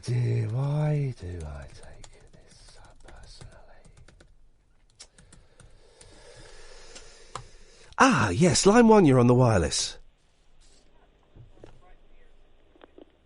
Hello? Hello. Yep, who's this? It's Karen Young, who he was You twit. Karen, how you doing? Yeah, I'm cool, thank you. I was just thinking about clay cots, where we used to go to middle school together. Yeah, we did. We were, we did. We, right, for those who don't know, this is Karen who I was just talking to on Twitter, and we haven't spoken for about 30 years. Oh, turn your radio off, you plum, otherwise it gets a little bit psychedelic. There we go. There we go, done. How are you doing? You all right? No, it's all cool, thank you. What's happened for you in the last 30 years? I was a lorry driver for 10 years. Really? Really? Yeah, I used fantastic. to truck all over the UK. Yeah. I worked for the, bloody employment service. The You sound exactly the same. I am, yeah. I remember... I've just got more animals now. Oh, blimey. I remember we used to come and knock on my door when I was about 9, and we would go up to the back... Was it Beechwood School? Absolutely. And there was it wasn't even like a woods, but there was sort of some... It was like a little woods. It was a gap of trees between the school and a big road. Yeah, that was it. And I didn't tell my mum I was going up there, and... Oh, it was called the forest. Of course it was called the forest. It was about 20 trees. Of course it was a forest. Yeah, absolutely, and loads of squirrels. I remember you would turn up in, you had these little rah-rah skirts. Absolutely, yeah, rah-rah all over the place. And we'd go, and we'd just go and hang out, and I don't know who else would be there. Kevin Dunstall, would Kevin be there? Oh, bless him, yeah. Sonia Martin, who I fancied massively. And I used to call her Sonia Leg. Yeah. Oh, I could smell it from here. And I don't even know what we did there. There was nothing naughty or anything. Just walk through it and get scared by so many trees. Colin Nelson. And then run fast. Do you remember Colin Nelson? Oh, bless him. And hasn't he done well? I don't know. What has he done? I don't know what anybody's done. He's got a wonderful wife and a kiddie. Yeah. She is really beautiful, and he works at the airport, and she lives in Thailand. Wow. And he spends his life basically in Thailand, working for the airport. Because his dad used... God, it's all coming back, isn't it? The weird things you remember. His dad used to work for British Airways, didn't he? Oh, that must be how he got his job. Yeah. Hey, listen, I'm all up for a little bit of and then nepotism. he bought his wife. I didn't say that. Did I say you that? said it. Oh, You actually dear. said that out loud. No, did I say that out loud? Oh, my God. Have you got kids? Oh, God, no. No, animals. I was sensible. I just collected cats. Yeah. Oh, you're not a weird cat lady, are you? Oh, I'm getting there. I've got another 2 years, and I'll probably have my full set. How many cats have you got? No, I've only got my 2 cats. I've got a Maine Coon and a fluffy sort of rabbit-type cat. Okay, 2's fine. If you've got 3, that's when I've got a dog. No, he that's acts like a cat. That's fine. If you get 3 cats, then that crosses over into actual insanity. Damn it. Yeah, so... Okay, I've got to be careful. Wait for one of I've them. got a hamster as well. Oh, flip it. I bet your house stinks. Well, I don't smell it. That's why I don't get them visitors. We got a dog last year, right? And people say, "Oh, you can't smell." I can smell my dog. She stinks. We bought a spray for her. Like, it's supposed to make her smell like babies. Oh, does she know how to use it? You have to put it on her, and she hates it, and she goes nuts. But I've had a cat for years, and she doesn't stink, but the dog stinks, man. Oh. I'm not a fan of dogs. Getting that was a big mistake. Stuffed dogs are good because you can just sort of... Another 15 years, and that's what she'll be. But I don't know if I don't know if I can.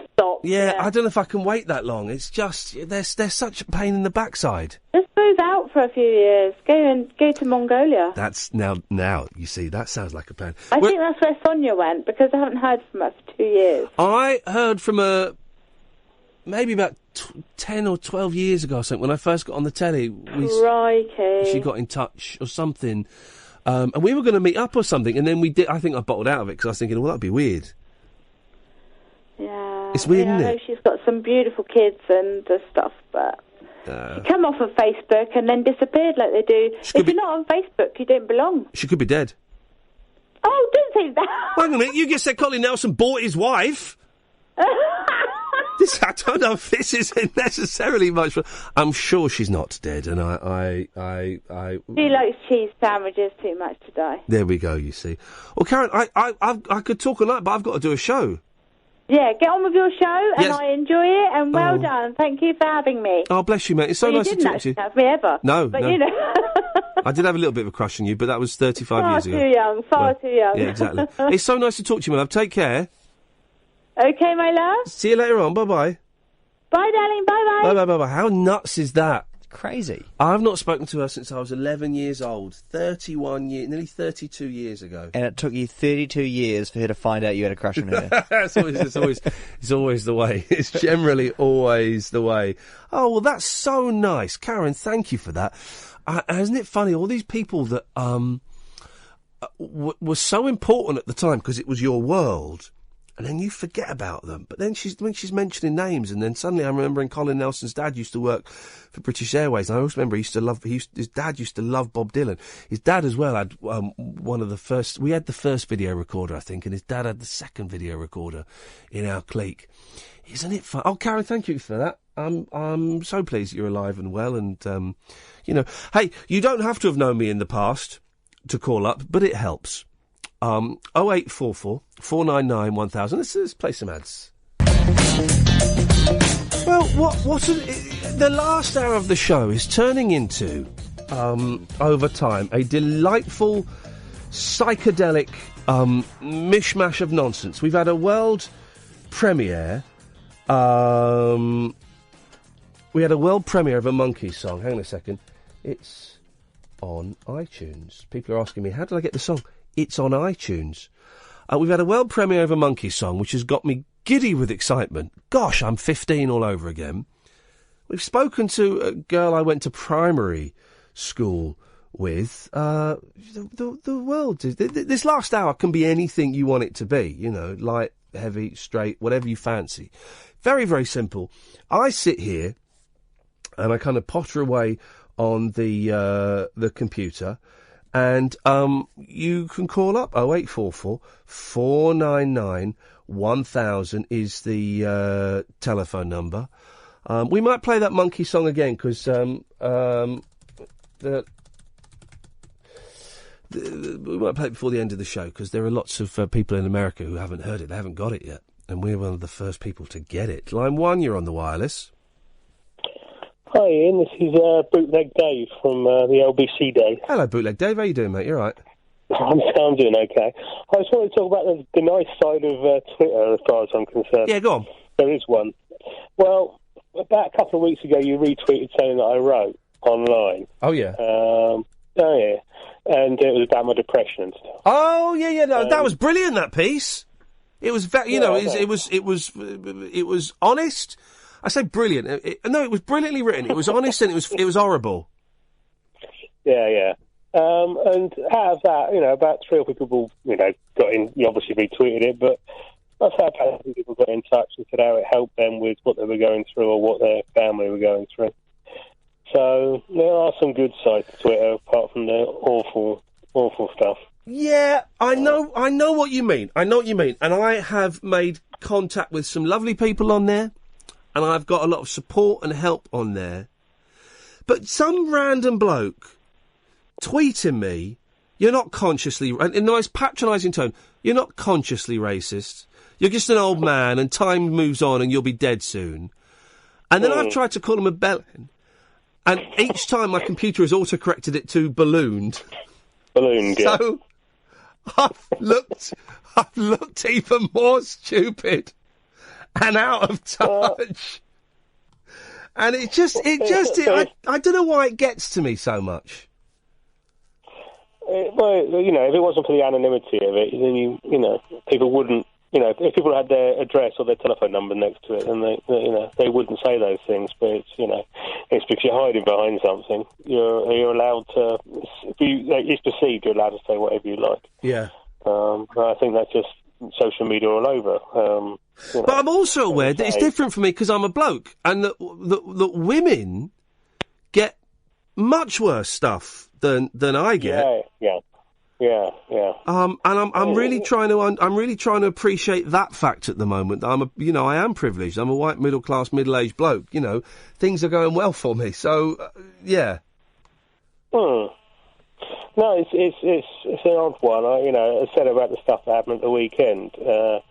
If you will go around slagging off the Sun, then they will have a crack back if they see an opening. Yeah. And that's the first thing that occurred to me. The Sun said it, and you were, sort of saying their Hillsborough coverage wasn't that great. So, yeah, I know. Isn't that interesting? Therefore, of course, but I'd say the laziness of just going on Twitter and saying, "Oh, a couple of people are tweeting about this. Let's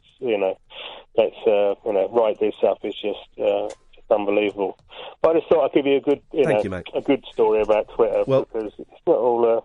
I do understand why people don't want to use it, because it is terrible, and especially some of the stuff that women celebrities get. They're just astounding. Yeah, it's a weird place. Listen, thank you for that. I'll let you go because I see you calling on the mobile, and it will cost you a few quid. 0844 499 1000, 7 pence a minute plus your access charge. Significantly more from mobile. So if you want to call during, hey, listen, you can call from mobile. Of course you can, but it'll cost you a few quid. If you call from a landline, it won't cost you anywhere near as much as that.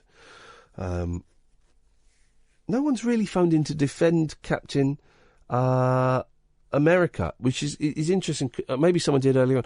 I watched it today. I went to the cinema, and it was. I think it was like 147 minutes long, right? Which is a long film, and it was just so full of itself.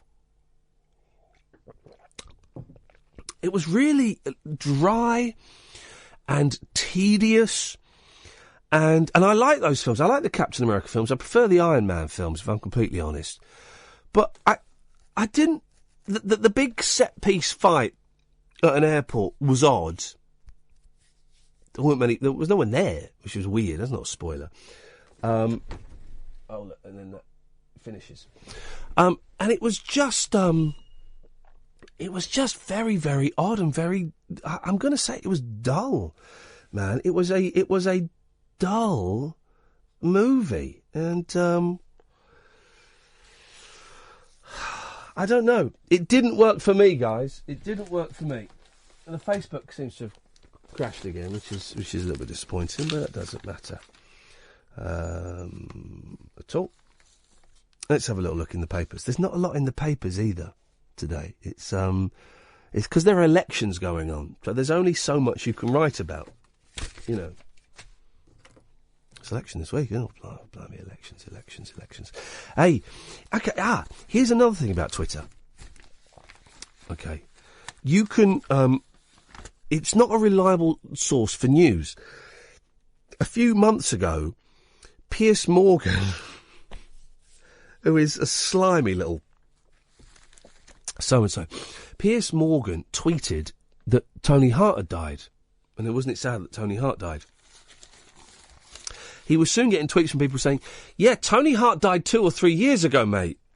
And he got really angry going, well, some people think it's funny to suggest that, to trick me into saying that Tony Hart died, but I don't think it's funny. I think it's hilarious, Piers. I think it's flipping hilarious. Absolutely hilarious. Do a bit of research. I did one the other week. Someone tweeted me that Percy Sledge had died, and I retweeted it. He died last year. And that's my fault. I got caught out.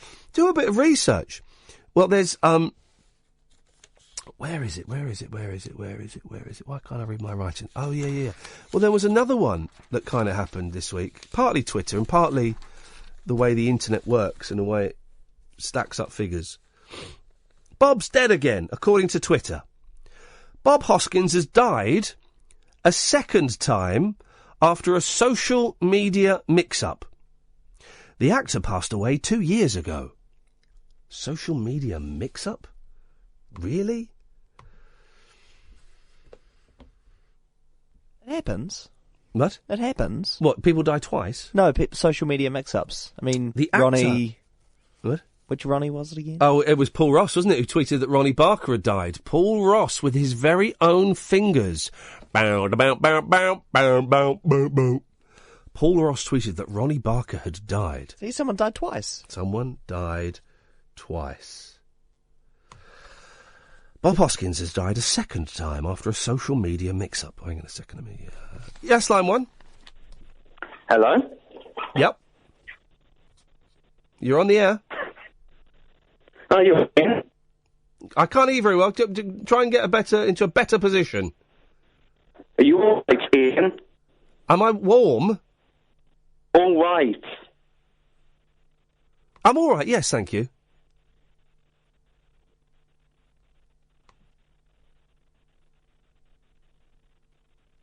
Right. Yeah, fine. It's just, you usually guide the conversation on this show. No. All right. What's on your mind? Nothing really. It's just I've never called into, well, any radio show before.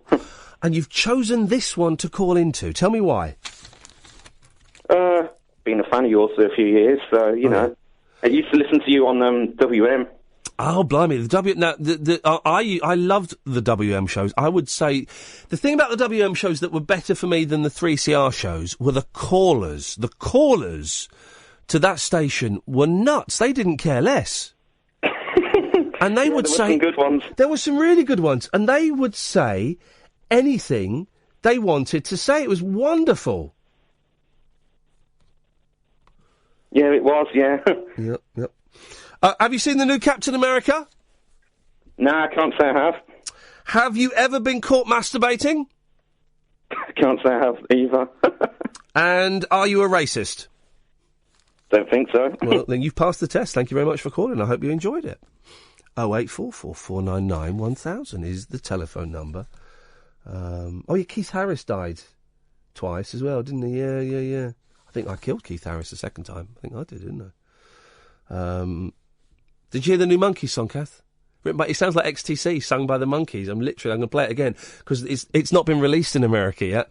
That was another world exclusive. So we're going to play it. We'll end the show with it, because all the Americans are going, oh! Iain Lee has played the Monkeys song on talk radio. This is me being... what's his name? Martin Freeman doing his American. Iain Lee has played the Monkeys song. I must listen to talk radio.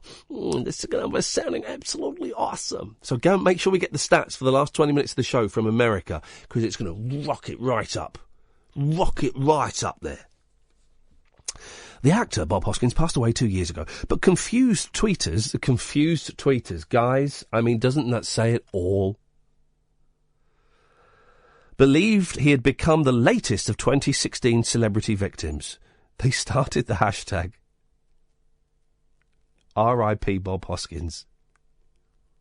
And his death became the second most read story on the BBC website. There was a great one. Who was the who was the leader of North Korea? Kim Jong-il. Kim Jong-un. No, the one before, Kim Jong-il. He was ill, wasn't he? That's why he died. And when he died, there was some, I think I've got this right. There were some guests were going to be on Sky News from Towie. I think it was Towie, or the Chelsea programme. I think it was Towie. And one of them tweeted, sad news. Been bumped off Sky News. Leader of North Korea's died. Hashtag RIP.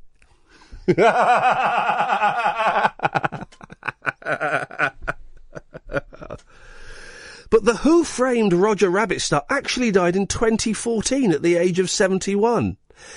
And you see, and this is how they got the story about me being a racist, by reading people's tweets. You're dealing with idiots. Scores of fans paid tribute, with Margaret Best writing, saddened to hear of the passing of Bob Hoskins, such a versatile actor.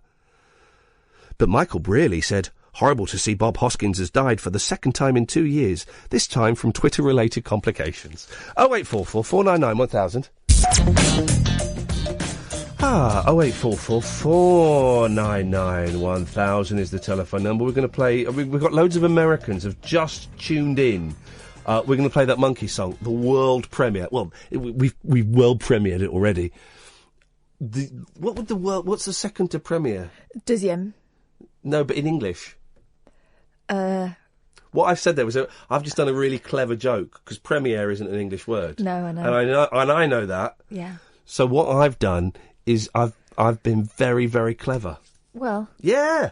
Go on. Deuxième. I've just been cleverer. You didn't even notice. Okay. Can you talk for a bit? Yeah. You tout for business while I... Okay. I can't remember what the phone number is. Can you tell me? 0844 499 1000. 0844 499 1000 is our phone number. You've not got very long if you want to give us a ring. I'm here now, so I'm kind of a stabilising force. If you're a bit scared of just tackling him on his own, now is the time. It's 12:40 something. There's no point me giving the time out because I think there's a delay. It's 12:40 in a bit. Don't give the time. What is this, Square FM or something? Just saying. Jeez, we don't do that nonsense. Just saying. Get a we watch. haven't got all night, so you got 15 minutes. And we're going to play. On. We're going to play the new Monkey song. Crack on. I'd love to hear from you. He's not bothered, but I'd like to hear from you. And we're going to listen to the Monkeys. Although you would think it was XTC. I was out in the newsroom, call it the newsroom, the office, and thought, flipping heck, this is very XTC-ish in a good way. I'd heard the demo. One of the sorry. Oh yeah. I hadn't heard one of the greatest moments in my life when I realised I had 2 minutes of pure joy connecting with the universe. Right, was bizarrely in the shopping centre, the King's Mall at Hammersmith. Right, horrible shopping centre, and I had to go into London. I can't remember why, but something horrible. It was a miserable day, and I felt I wanted to die. Right, I really was at a low ebb, and I'd been in bed for days, I think. And I'm walking through the shopping centre, and I'd emailed Andy Partridge, because I know him a little bit, saying, is it true you're writing a song for the Monkeys? And he phoned me up. And I answered it, and he said, you're right. I can't do the accent. Are you right, Ian? I said, yeah. Is it true you're writing a song for the Monkeys? He went, I've done it. I said, hang on a minute, you only asked yesterday. He said, yeah, no, I've done it. I channeled my inner Neil Diamond, was his phrase. He said, I channeled my inner Neil Diamond. I've written it. Do you want to hear it? Right, bearing in mind, Andy Partridge doesn't do gigs. Hasn't done a gig since 1982. I went, yeah. He said, hang on, let me get the guitar. And he's on the phone. And one of my favourite songwriters is playing a song that he's written for my favourite band of all time. And I burst into tears. I thought and it was such an intimate, private moment that, you know, nobody around me knew what was going on. And that I was that close to greatness. And he couldn't remember the words, and he's making all the words, and it's just makes it better. Oh, it was wonderful, absolutely wonderful. Anyway, that's the song that's been released, and I've emailed him to see if he knows. They released it a bit early though, because it's about the summer. Flipping freezing out. It's in America. It's boiling. Oh, is it? Probably it's America. Well, everywhere, even in Alaska. Yeah, sure. Why not? Alaska. That's how they say it. Here we go. This is what I'm talking about. Tokyo 2020 Olympics. Oh, boring. It's a big sports day. It does nothing for me, the Olympics. Xbox. What? Xbox may be at Tokyo 2020. It won't be. Now, sorry? It won't be. You don't know that? Carry on. Let's continue on this flight of fancy. And it's odd they put Xbox, because Xbox is, of course, what country does that come from? Oh, jeez. America. Wait, Microsoft. America. And which country does PlayStation come from? Sony, Japan. Correct. So it should be Sony, maybe. What about Wii? Wii Olympics. I have one during the news. I've seen that film. Have you? I saw something very similar over the weekend. Video gaming could soon become an Olympic sport. The International Olympic Committee, the IOC, they're corrupt, aren't they? They are under some shadow, yes. They're corrupt. Was it them? Line 1, are you there? No, try again, it didn't work. Was it them or was it the athletics? No, it was, well, Careful. both. Right. Doping in the athletics. Oh, the IOC. The IOC won't let me be. We'd like to have the Olympics in our country. I'm afraid it's not suitable. Here's a big bag of cash. Oh, yes, certainly. Certainly, sir. How do we get it then? You're so naive. Do you remember, the thing about the IOC is they're a bunch of fascists. Oh? Well, do you remember they were going around, and if, like, I remember there was this, Turkish family that owned the Olympic Cafe in, like, the West Midlands. Mm. They had to change the name. Why? Because the term Olympic in that context is copyrighted. There were loads of small businesses that were told they couldn't use the word Olympic or the logo of the Olympic rings in their shop displays. And there were some shops like this cafe had been like the Olympic Cafe for like 20 years. Mm. It may have been in East London actually, near where it was happening. And the Olympic Committee rocked up and told them. And yet they did that logo that looked like two lions engaged in an intimate act. Line 1, are you there? Yes. Hey, little hen, when will you lay me an egg for my tea? Hey, little hen, when will you try to supply one for me? And that was the new Monkey single, and I've got to say, it's it really is a return to form from those guys. Yeah, they had to change all their names and stuff. I thought it was horrible, absolutely horrible. Gosh. I don't bit like... mean-spirited, isn't it? Well, it's not Olympic-spirited, it's all about the money. The Mushwani Pashwani. Cash. Big hash prizes. Players sit at rows of computers battling it out against each other in front of thousands of spectators. I wouldn't be allowed in, would I? You know why? Button basher. Mm-hmm. I love what I enjoy this. There was a channel that started for a while. Obviously it didn't take off. Where they would just show people playing video games. I could beat anyone button bashing. I couldn't tell you how I'd done it, but I could kick people's heads in. The computer game industry is worth a staggering £400 million a year. And games are played by more than 130 million people. The IOC confirmed it was considering a bid from the International Esports Federation, but added it was unable to provide further details at this stage. In other words, they're waiting for a big bag of cash to rock up. Mm. An esports tournament branded e-games. What does the E in email stand for? Electronic. Yeah. It's rubbish, that, isn't it? Why? You would have thought that they would have put a bit more thought into it. Electronic mail, email. Yeah. Call it like zaps. It's from the olden days, though. I remember having to queue up in the computer room to use the one computer between everyone to send a rubbish email. You're going to invent it now. So it's being invented now, right? The way to send messages. They're sort of like letters electronically. What would you call it now? Well, the Spanish do call it the electronic letters. The Spanish are knobs. No, they're not. They're awesome. Les nobos. No lo son. No lo son les lobos. Los lobos is something else. Les nobos, los lobos. A knob is well, I'm not going to tell you the word. I'm not going to empower you. Spanish speakers out there, you can fill in the blanks. An esports tournament by any games is backed by the British government. Will take place during this summer's Rio Olympics. The only confirmed entrants are Britain, Canada, Brazil and the US. I'll have that. Bit of Daley Thompson's decathlon. Well, I've knackered my keyboard. No, you've got to do. It'll be. What's that? Street Fighter, won't it? Los Nobos. Finish him! Los Nobos. Sorry, I kind of lost a bit of interest in the show now. I know, because you're looking forward to playing the Monkeys again. Yeah, too right, It's of course Monkeys I am. this, Monkeys that. Hello, everybody, if you're listening from America.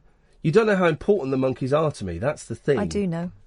I don't think you do, no. Ram it home on a regular basis. Whoa, chance to be a fine thing. Chance to be a fine thing. Let me just post on here. I will be playing.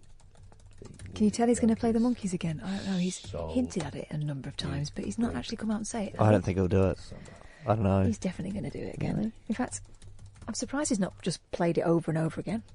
Because I'm respectful to the fact this is a speech-based station. Speak then. No, I'm doing what this radio station doesn't do. I'm touting for punters.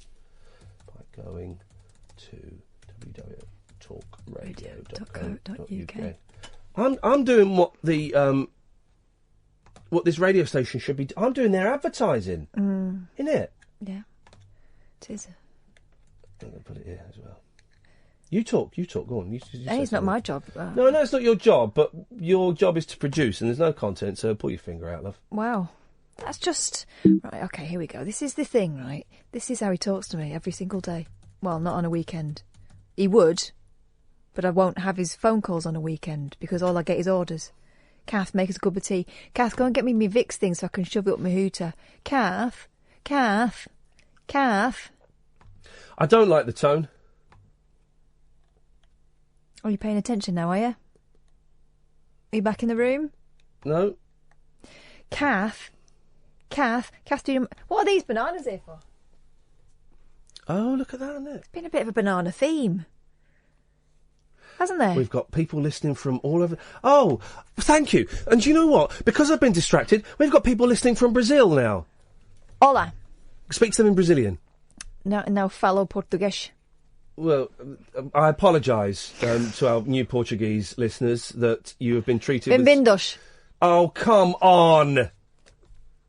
Is that the best you've got? I did a voiceover in Portuguese once. I don't speak Portuguese. I did it for a year at university and I was terrible at it. It's really hard. It's like Sean Connery speaking Spanish. Oh.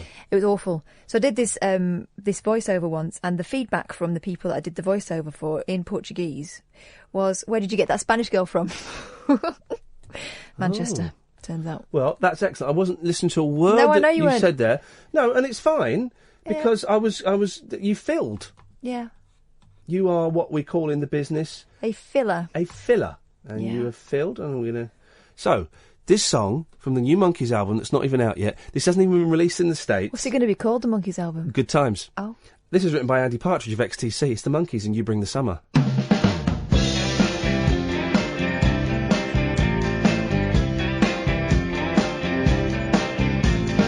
I'll bring the chips and the dips and root beer, even though dark purple rain clouds are near. When you come around, you bring the summer.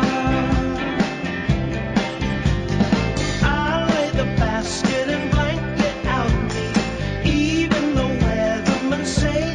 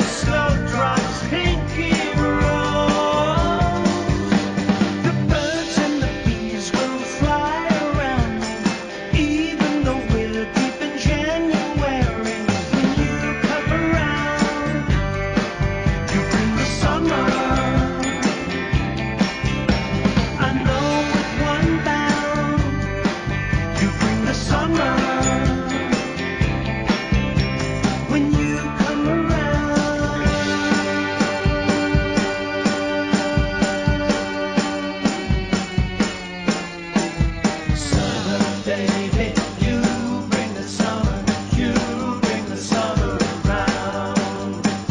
Summer, baby, you bring the summer, you bring the summer around.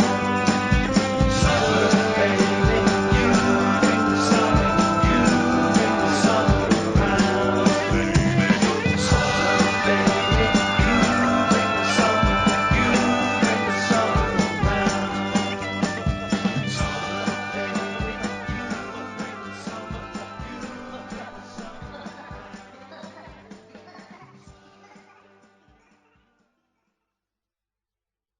Talk Radio. 24-hour radio debate and entertainment. Talk Radio. We'll get you talking.